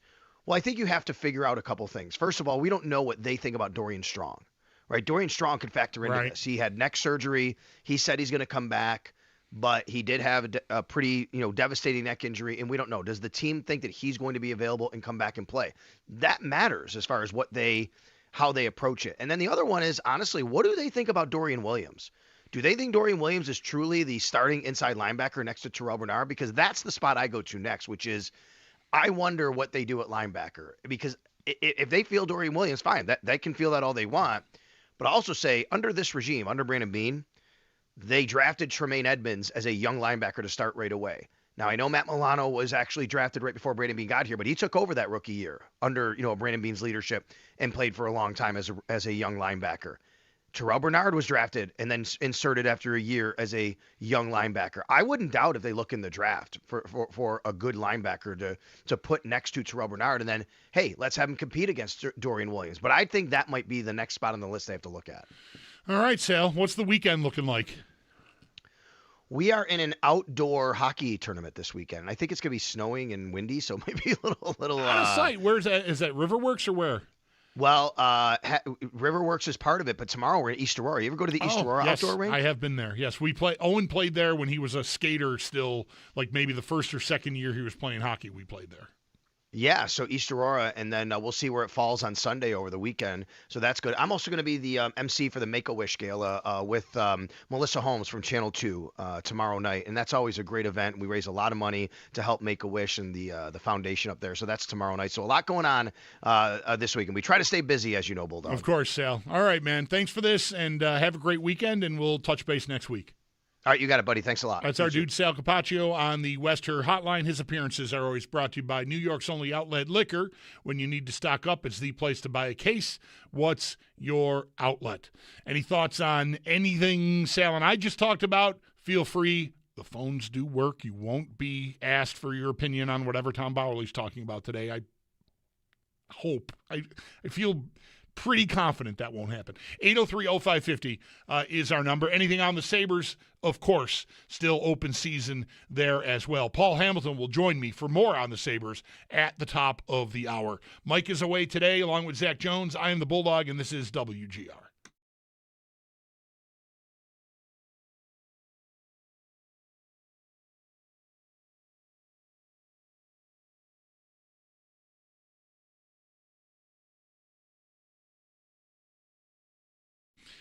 Folks, I know, there's been snow flying around a little bit today, and it's going to be cold again.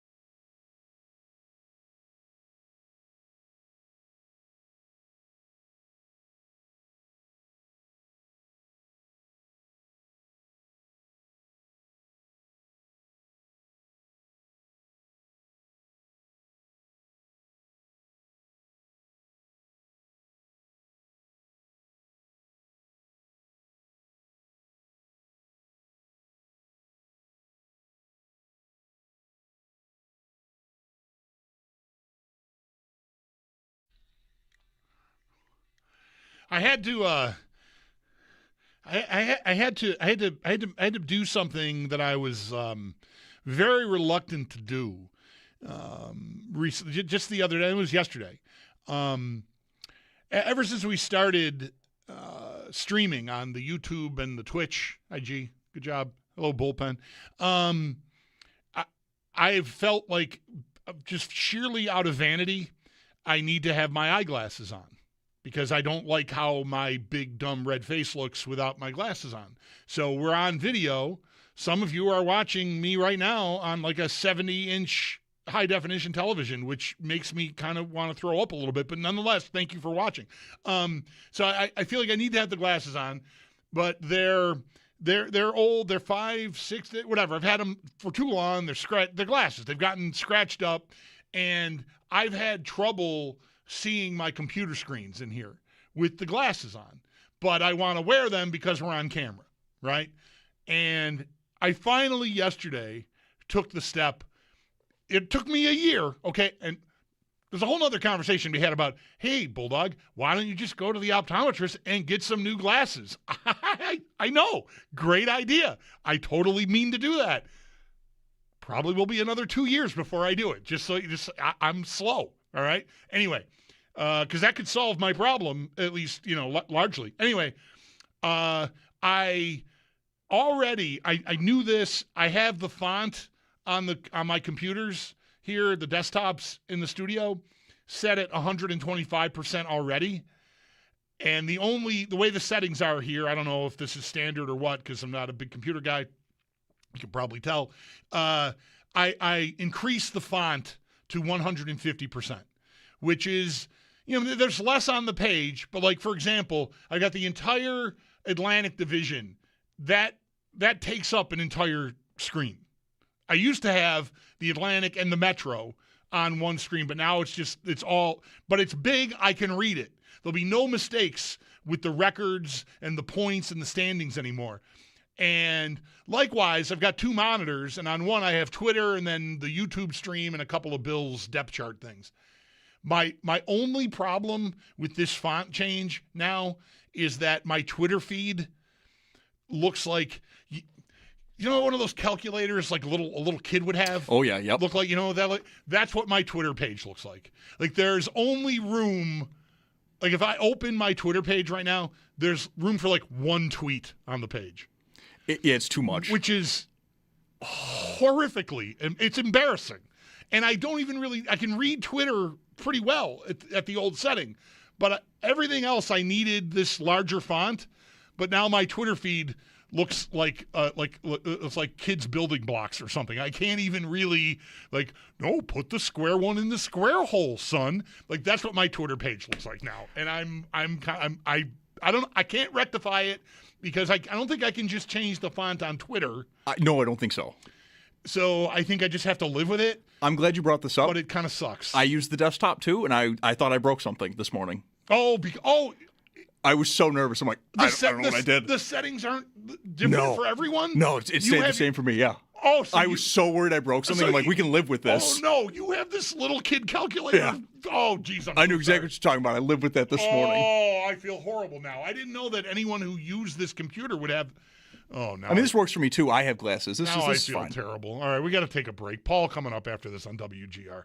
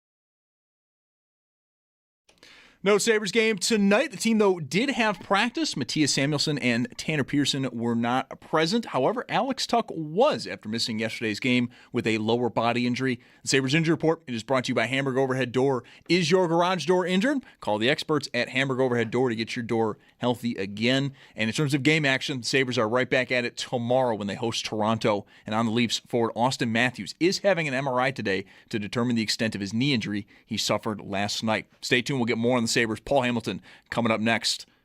Tonight in the NHL, just 2 games at 7. The Islanders host the Kings, and then at 8, Oilers are in St. Louis versus the Blues. For the Bills, they did make the signing of safety C.J. Gardner-Johnson official earlier today. For more on the Bills signings from the past few days, we do have pieces up at our website, WGR550.com. And then in college hoops, Bonnies, they fall to Dayton in the A-10 quarterfinals. And with that, Mark Schmidt's tenure at Bonaventure comes to an end after 19 seasons as he heads into retirement. And then coming up later tonight, Bandits, they're hosting Colorado. Game time at 7:30. Pregame will start right here on WGR at 7. That's your Paddock Chevrolet Sports Update. Paddock Chevrolet with you for the extra mile since 1935. I'm Zach Jones for Western New York's Voice of the Fan, WGR.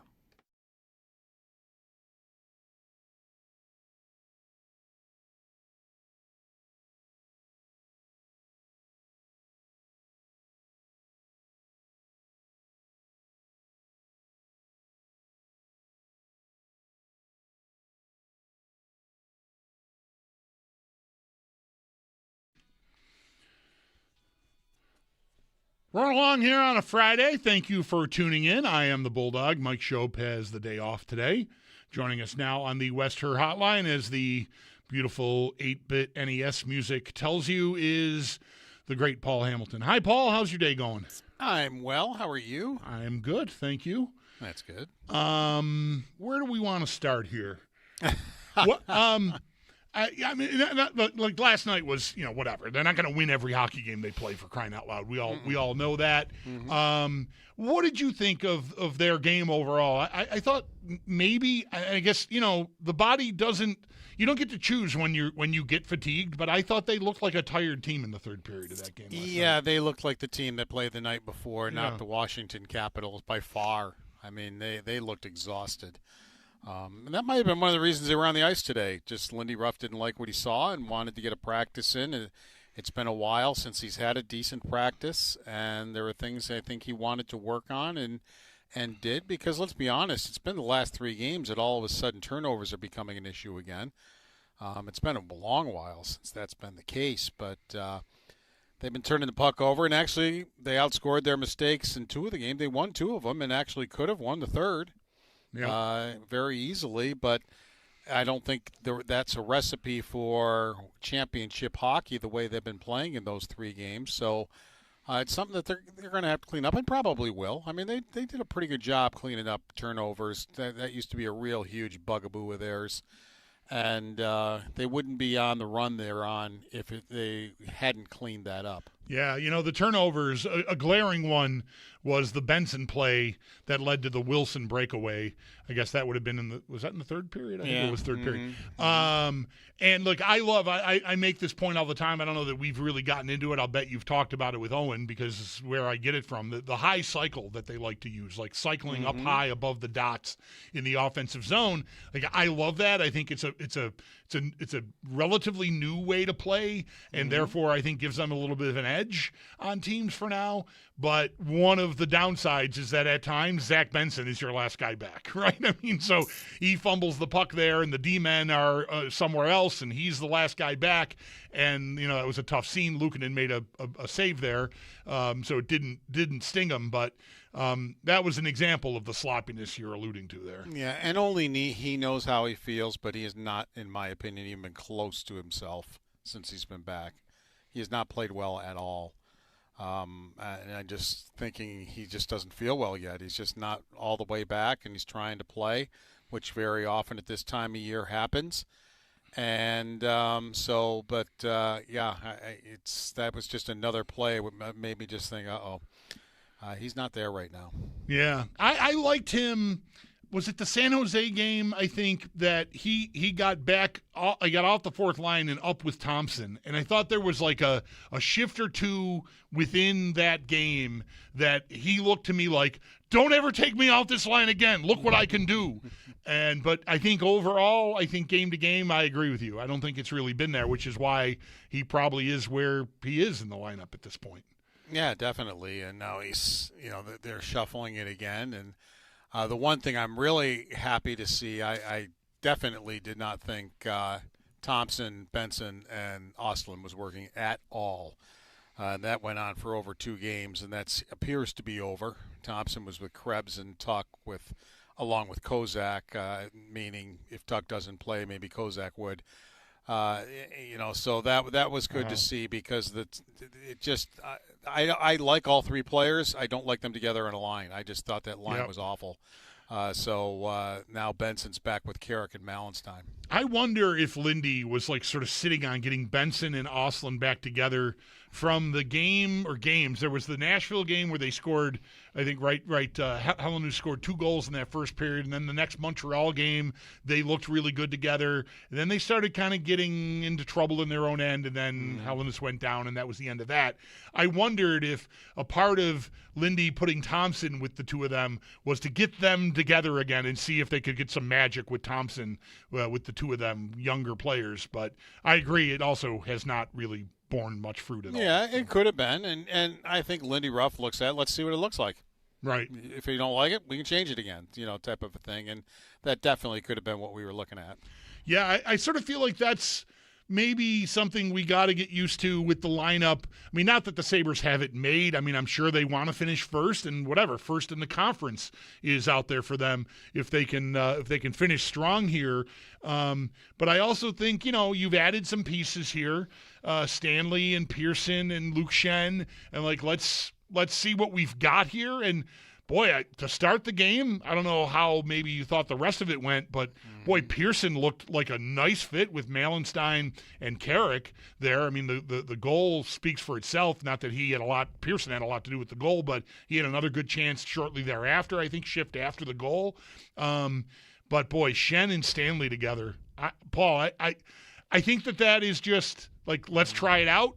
Probably, and I don't think I need to see the 2 of them together. I would expect, you tell me if I'm wrong. I think Stanley is going to play. I think you're going to see it tomorrow. Oh, really?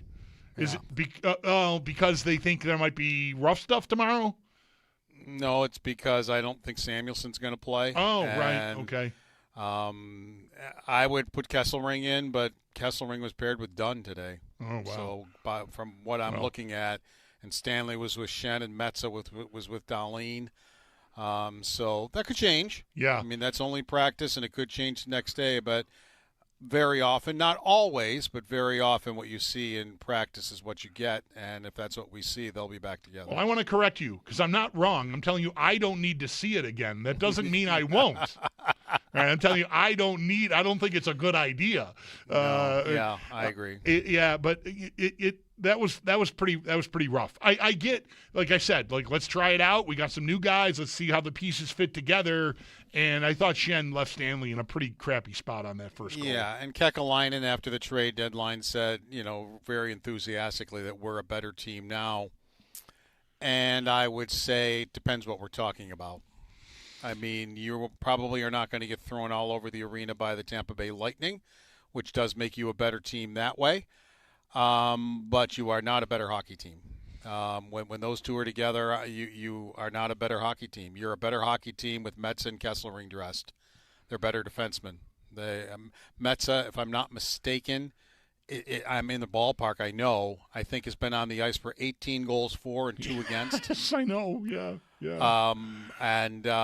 So from a hockey standpoint, not a toughness standpoint, it's not even close. Yeah. Not even in the ballpark close.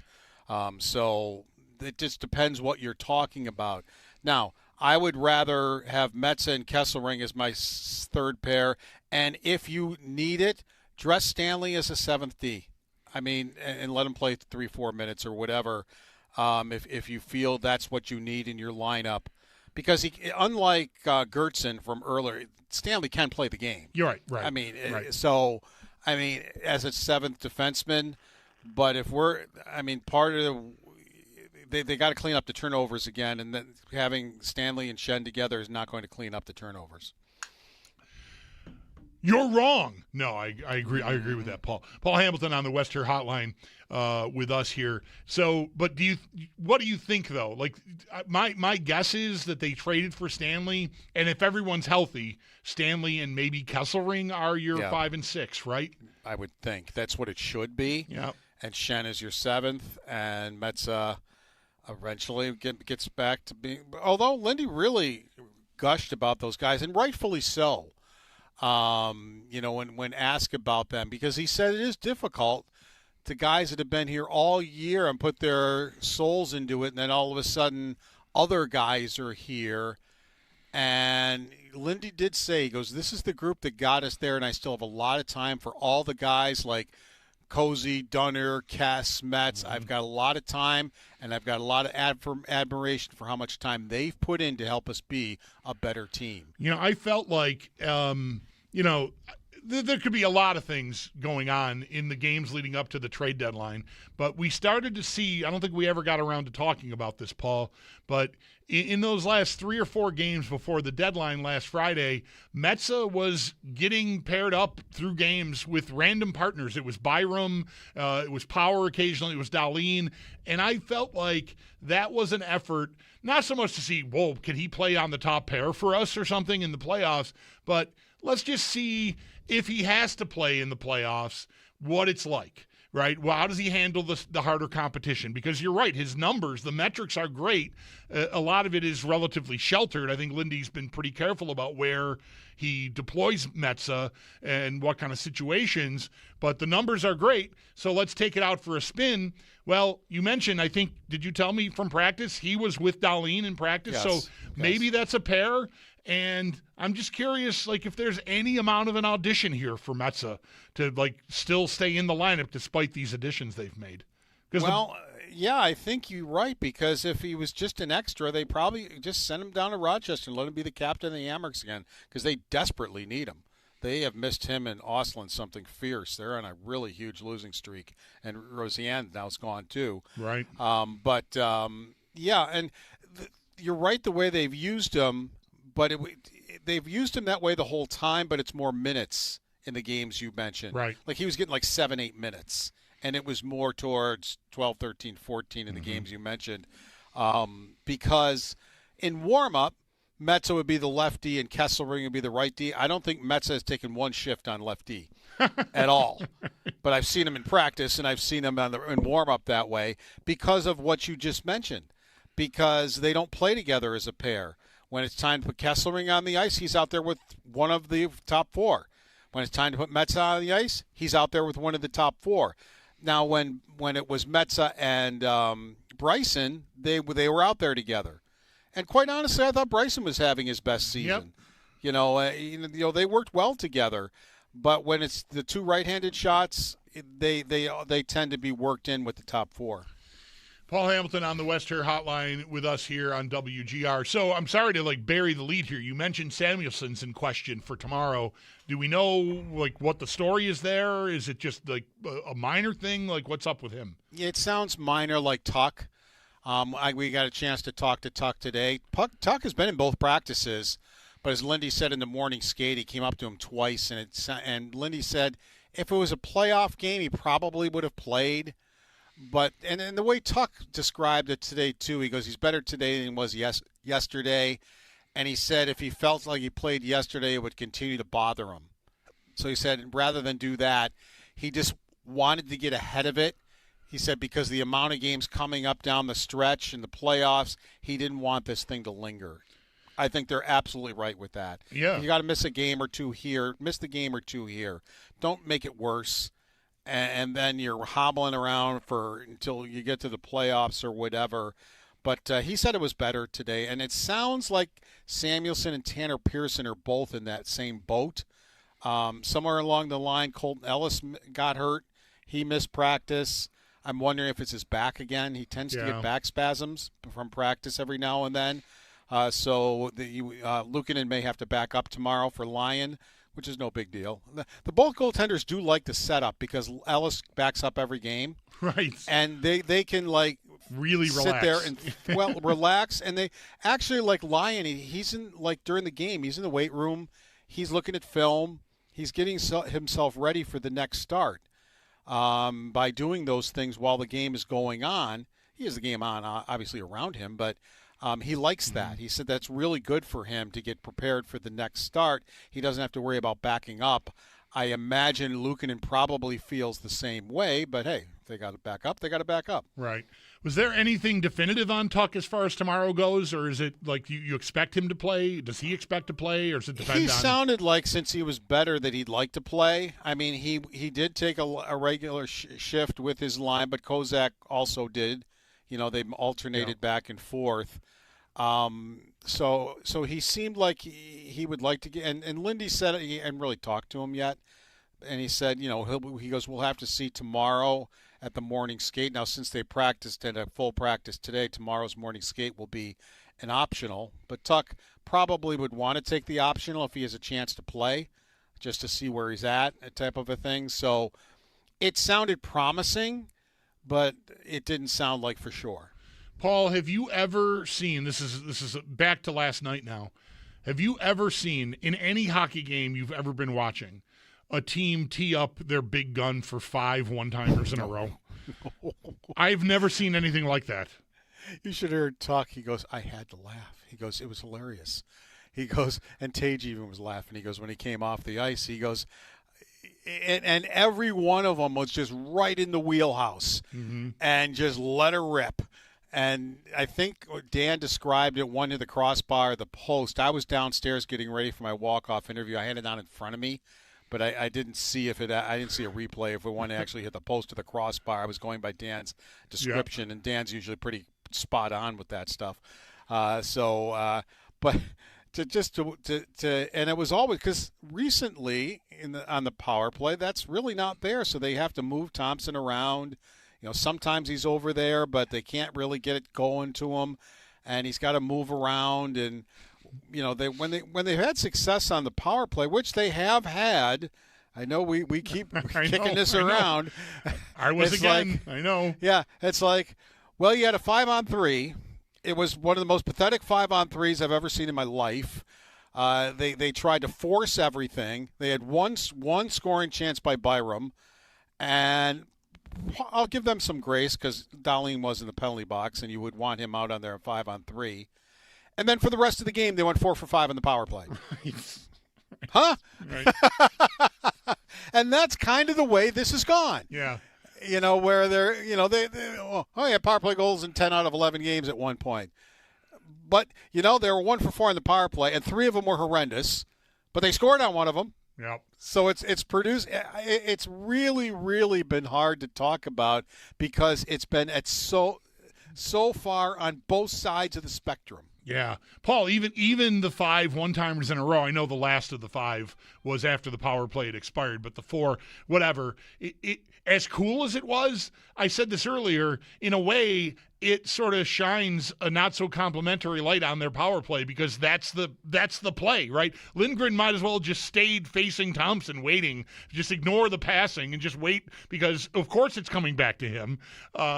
They just have not had enough variety there, but it's so wild to me that they move around the zone so freely at 5-on-5. I'm talking about the high cycle a few minutes ago, and on the power play, often it just feels like it's kind of stagnant, and I'm not sure I can really rectify that.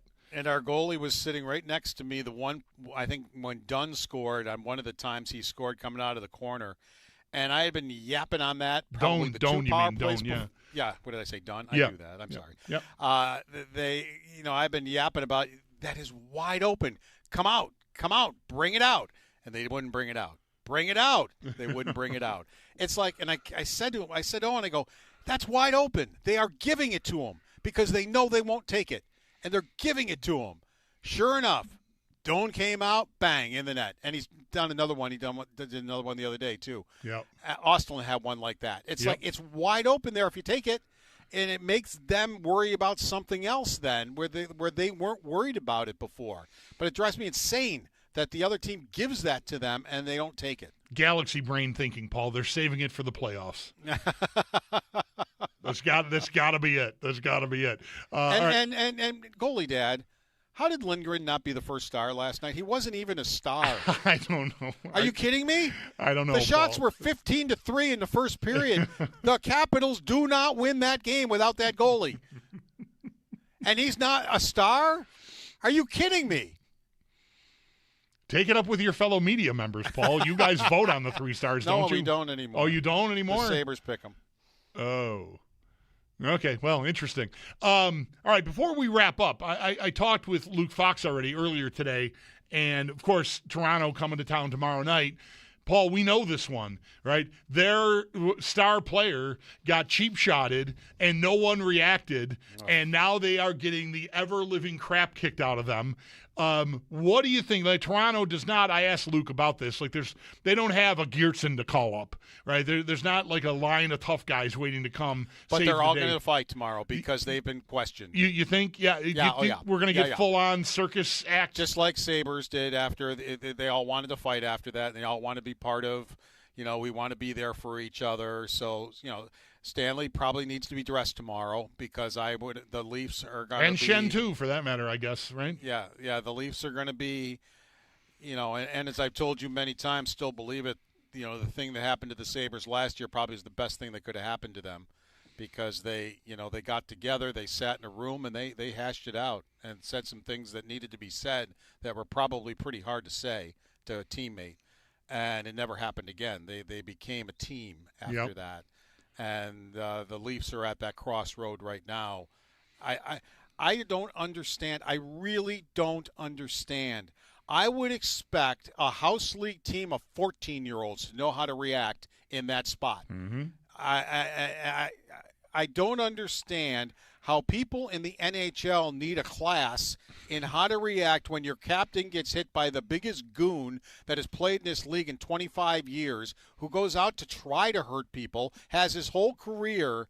I don't understand why you all need to sit in a classroom and be taught what you need to do when he takes your captain's knee out. Really? 100%. Yeah. Really? Yep.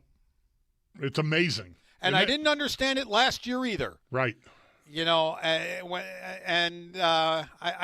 don't get it.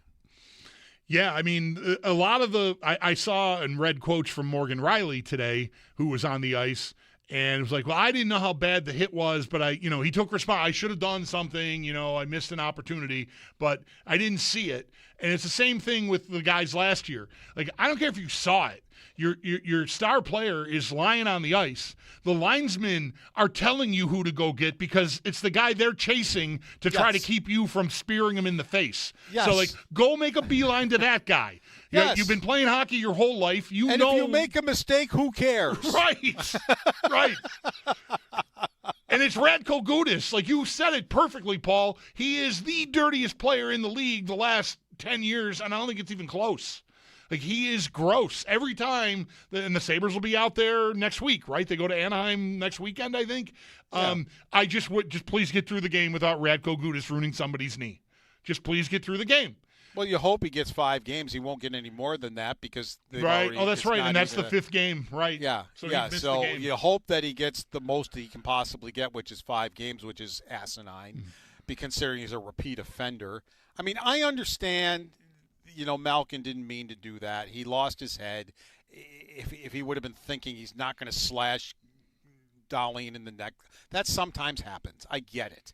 But Gudas does this crap all the time. It's like the Miller thing with Lucic. And here's Paul Gaustad, gutless Paul Gaustad, who basically is standing next to Lucic, but kind of turns his back to him so it looks like he doesn't know he's there. Mm-hmm. And then after he gets absolutely annihilated by the fans and the media, it's like, yeah, I made a mistake. I'll fight him next time. Oh, that'll do good.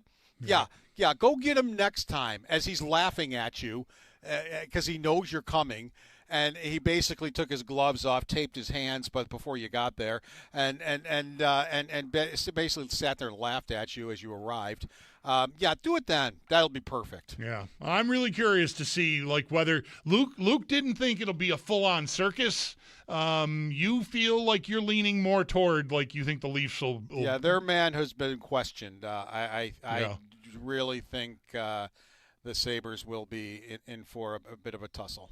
All right, well that'll be fun then, I guess, right? Fun for us. We don't have to eat any punches. We just have to watch. And just so everybody remembers, it'll be 80% Leaf fans because those tickets are sold back. Don't forget, in November the Sabres were last in the conference. That's when those tickets were sold. Not in the last 10 days or 10 games where the Sabres have sold out the building and everybody is really excited. Yeah, about I'm the expecting hockey tomorrow team. to be jarring in that way too. But maybe Leaf fans will want to sell their tickets back to the Sabre fans. Maybe. We talked about that with Luke too. Because he doesn't think it'll be as strong, and I don't know that I would want to say it'll be as strong as it's been, but it's not going to be what it's been the last chunk of home games, like you said. But just because, again, most of those seats were sold long before the Sabres got on their run starting in December. Yeah, the question is whether Leaf fans have put them back up for sale to sell them back to Sabres fans or not, because they're so ticked off about how things have been going. But you still probably would have made your money because they're going to give it to you for half of what they paid for. Right, so. No doubt. Right. All right, Paul, thanks a lot for this. Appreciate it. Enjoy whatever tomorrow brings. Okay, sounds good. Take care. That's Paul Hamilton on the Wester Hotline, and his appearances are brought to you by Raylax Honda. Raylax, we got this. All right, yeah, what do you think? Is tomorrow going to be like a three-ring circus because the Leafs are being slagged hard for their lack of response to Austin Matthews getting cheap-shotted by Ratko Gudas last night? I mean, definitely could happen. I mean, I would expect there's at least a fight, but I don't know if it'll be anything like what that Tampa game was last week. But I think the Leafs will try to make amends and show how tough they are to some degree or another. But again, it's not a team that's stacked with that. You know, there's no Ryan Reeves there anymore. So it's not like there's somebody that you got to be really worried about in that department either. So I guess we'll see how it goes tomorrow. What do you think? 803-0550 is the phone number. You want to get in? We'd love to have you. Bills or Sabres, welcomed at this point. Mike is away today. I'm the Bulldog. You're listening to WGR.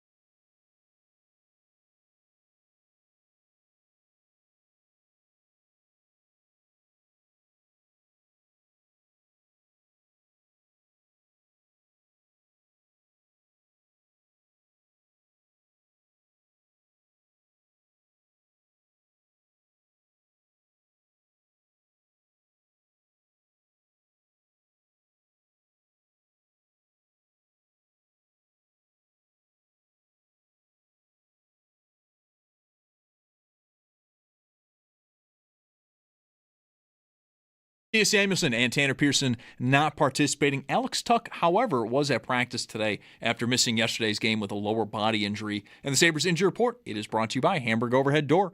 Is your garage door injured? Call the experts at Hamburg Overhead Door to get your door healthy again.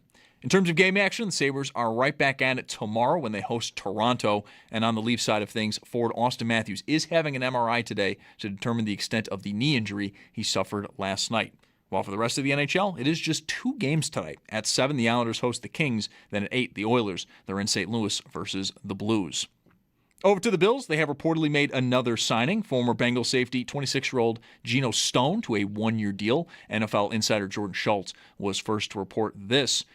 In golf, the unofficial fifth major is underway. The Players at TBC Sawgrass. Ludwig Oberg is in front 11 under. And for more on the Players, do tune in tomorrow morning. Tita Green is on from 7 to 8 a.m. from Western New York's PGA headquarters. And then in college hoops, Bonnie's, they fall to Dayton in the A-10 quarterfinals. And with that, Mark Schmidt's tenure at Bonaventure comes to an end after 19 seasons as he heads into retirement.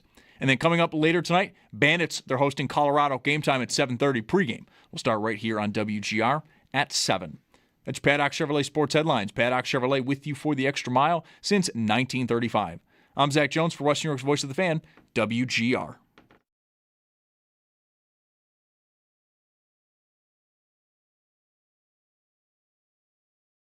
If we're really talking about the Bills, though, the thing they have lacked defensively, they have lacked an enforcer. Milano, good linebacker. Bernard, good linebacker. They not enforcers. Taylor Rapp, good safety. Not enforcer. Jordan Poyer, really, really, really good safety over the years. He's not an enforcer. Micah Hyde, my dog had neck issues. He's not an enforcer. Tre'Davious White, that's the homie. He's not an enforcer.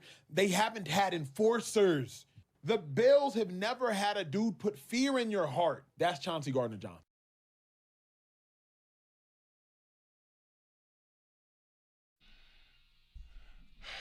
Zach, I'm sorry. Can you tell the people who that was and what he Emmanuel Acho? I don't know what he was talking about because I was talking to Zach the entire time the man was talking. Was he talking about C.J. Gardner-Johnson? Well, that's funny because me and Zach were talking about another safety the Bills just signed. In your face, Acho! Sorry, that really didn't make any sense. It's late. The Bills have signed, according to Jordan Schultz, another safety, another starting caliber safety. This is a player who started 17 games, I believe, the last 2 years for the Bengals. Geno Stone. Yeah. So 1-year deal, probably modest at that, but another piece for the secondary there after Gardner-Johnson was signed yesterday. That's a 1-year deal. We know the money. I feel like Gardner-Johnson is the more, he's a bigger name certainly in the league. I feel like that's the guy that probably starts, but Stone has 14 career interceptions in his career. He's been around since 2021, originally a late round pick with Baltimore, and has played for Baltimore and Cincinnati in his 5 years in the league. And again, I think unless I'm seeing something wrong here, I've got 17 games each of the last 2 seasons with the Bengals. So his Wikipedia page had the years wrong. It had 2 2024 years, which I know can't be right. So I'm assuming that second one is 2025, and it says 17 games started the last 2 years. He only started, 18 games over his previous 4 seasons with the Baltimore Ravens. But another piece for the secondary, Geno Stone. So update your scorecards if you need to. Good. I mean, accomplished players who are experienced starters in the league. I feel like this is good news. It was just 24 hours ago we were talking to Sal. I'm like, how are there only 2 additions on this defense here already a week into free agency? Whatever, Wednesday, but Monday is when it really begins, and teams start making deals with players unless they decide to lie about their medical histories and then walk away from the trades. But anyways, and it was pretty stark to me that at this time yesterday it was Bradley Chubb and D. Alford added on a defense that seemingly had a lot of holes, a lot of free agents leaving, and a whole new scheme to implement. But just in the last 24 hours or less, C.J. Gardner-Johnson at safety, and now Geno Stone at safety. So the Bills are filling in here as the first wave and maybe even the second wave of free agency has gone by. They're getting busy and adding at least players who have starting experience at their positions in the league, and that's at least the very least that I think you can say or should say about Geno Stone. So, okay, there is that. What do we think about tomorrow? What do we think with the Leafs coming in? I got conflicting ideas here from men who cover both of the teams. Luke Fox from Sportsnet on the Leafs earlier today said, like, of course the Leafs are getting, they're catching it from all directions here with that show last night with Austin Matthews being cheap-shotted by Ratko Gudas.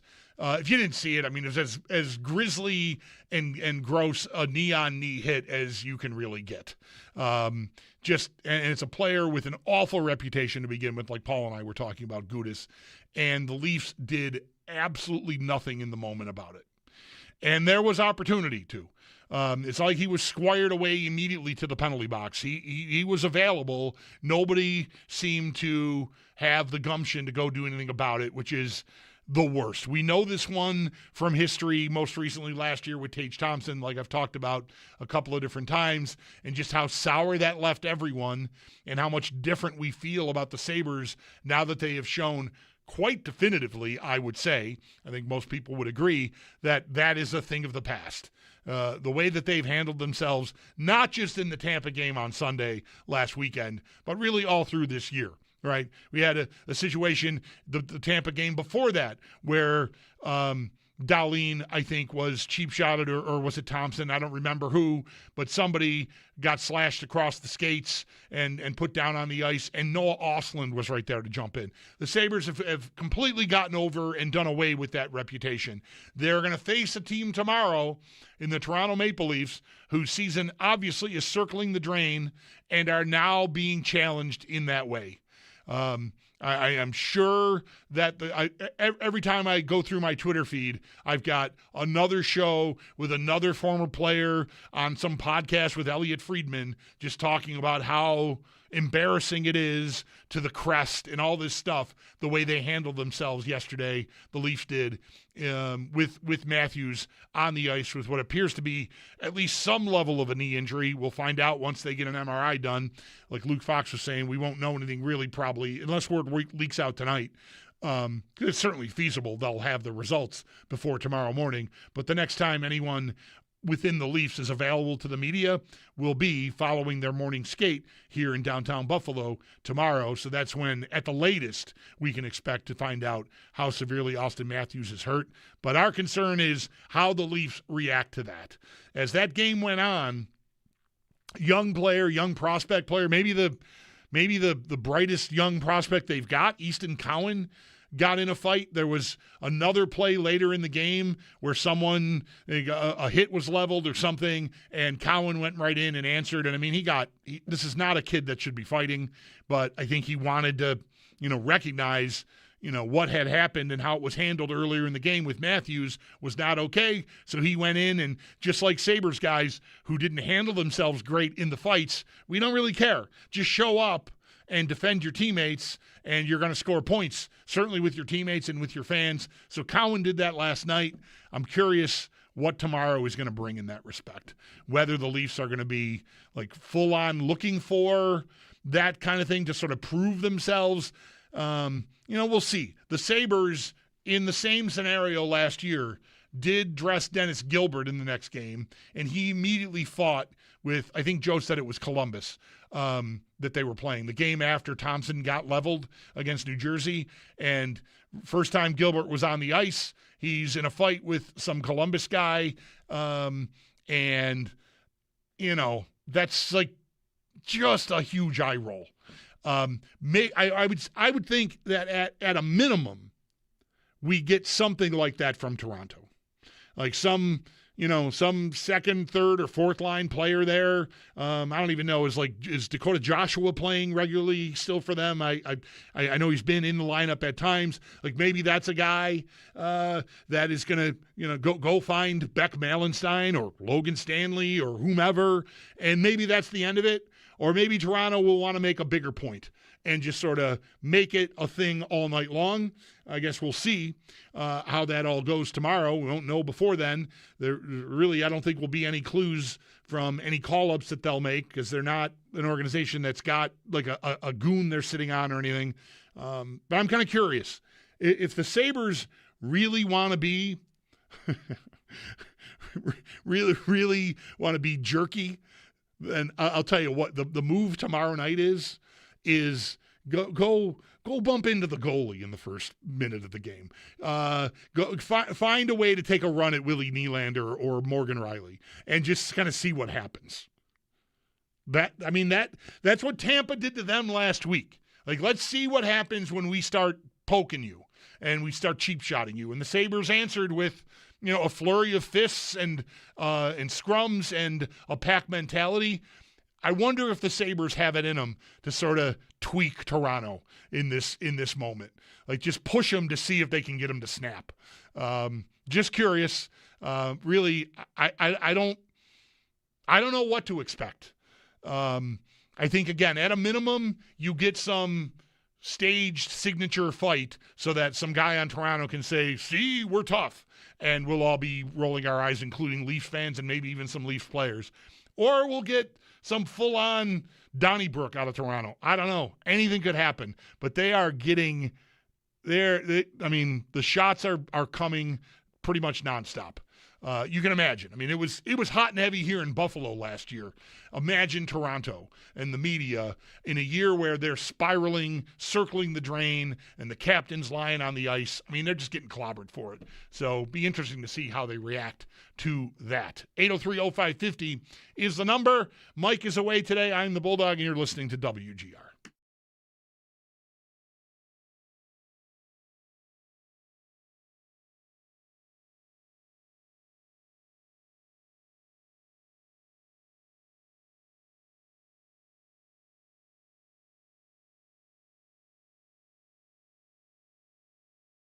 Hey, man, Bulldog here for Resurgence Brewing News.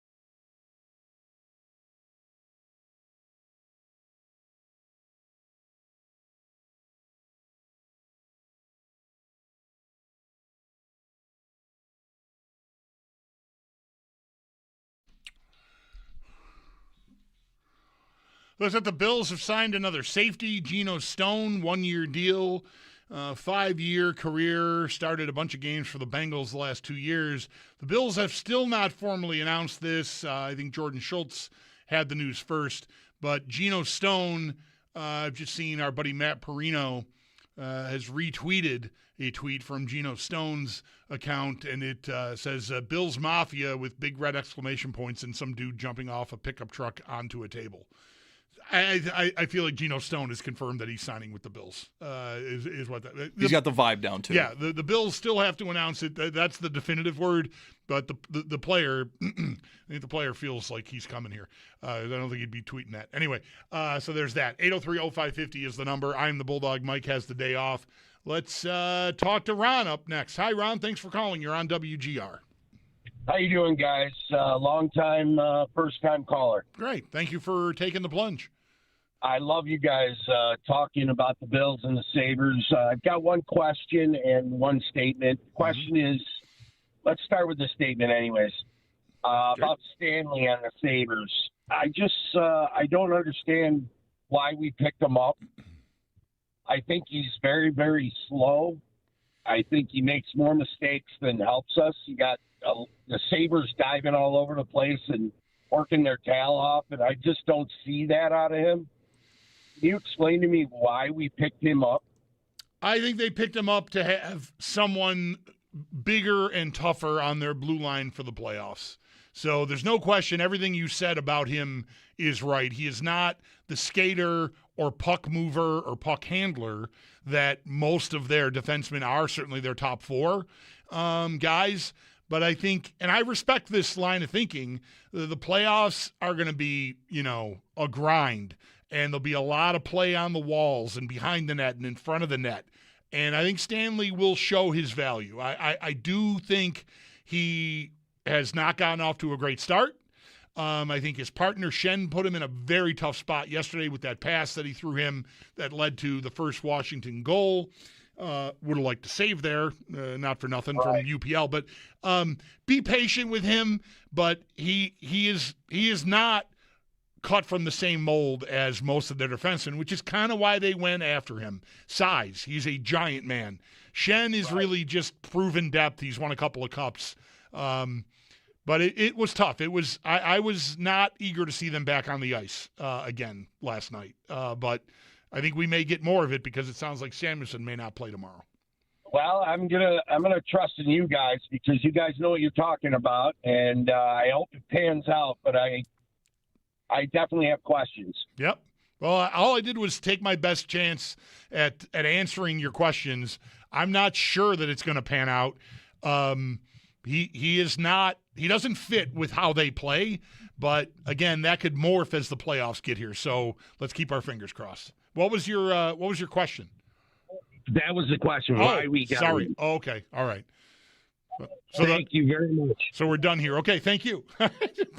Appreciate it. I was under the impression there were two things. But whatever. Well, two things. I'm scared of this player. Why did we get him? That's a statement and a question. So actually, my bad. You did exactly what you said you were going to do. Yeah, I mean, last night was rough. I want to hope that they have not actively chosen to make themselves worse. But we'll see. I mean, Paul's already pretty far down the road, feeling like Metza's the better player. So we'll see. They've got these games between now and the playoffs to sort of sort that out. And if we get a 3-ring circus attempt by the Leafs tomorrow, I predict Sabres fans are going to be happy that 6'7" mean Logan Stanley is on their team. Because maybe you're going to need a guy like that. Maybe you'll really want him when they play Tampa again. But the in-betweens, who knows, could be tough. All right, speaking of the Leafs and the Sabres, Luke Fox from Sportsnet. We'll get back to that right after this on WGR.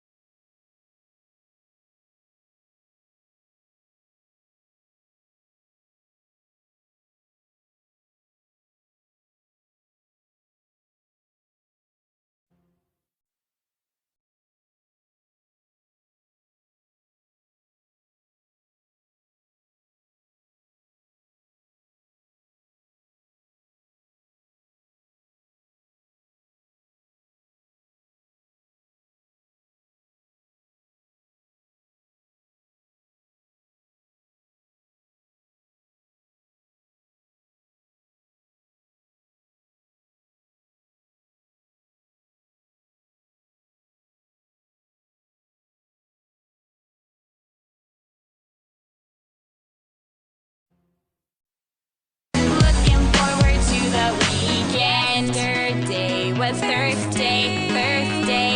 Today, yeah, it's Friday. It's Mike Schopp and the Bulldog. We so excited. We gonna have a ball today. Tomorrow is Saturday. I mentioned inside. My liver's all twisted up. But you know what I did? I took Deborah, went to the liquor store. I loaded up with alcohol, more specifically vodka, whiskey, beer, tequila, more beer, more vodka, more whiskey, and more beer. On WGR, Sports Radio 550. Looking forward to the weekend. Day was Thursday. Today, yeah, it's Friday. It's Mike Schopp and the Bulldog. We so excited. We gonna have a ball today. Tomorrow is Saturday. I mentioned inside. My liver's all twisted up. But you know what I did? I took Deborah, went to the liquor store. I loaded up with alcohol, more specifically vodka, whiskey, beer, tequila, more beer, more vodka, more whiskey, and more beer. On WGR, Sports Radio 550.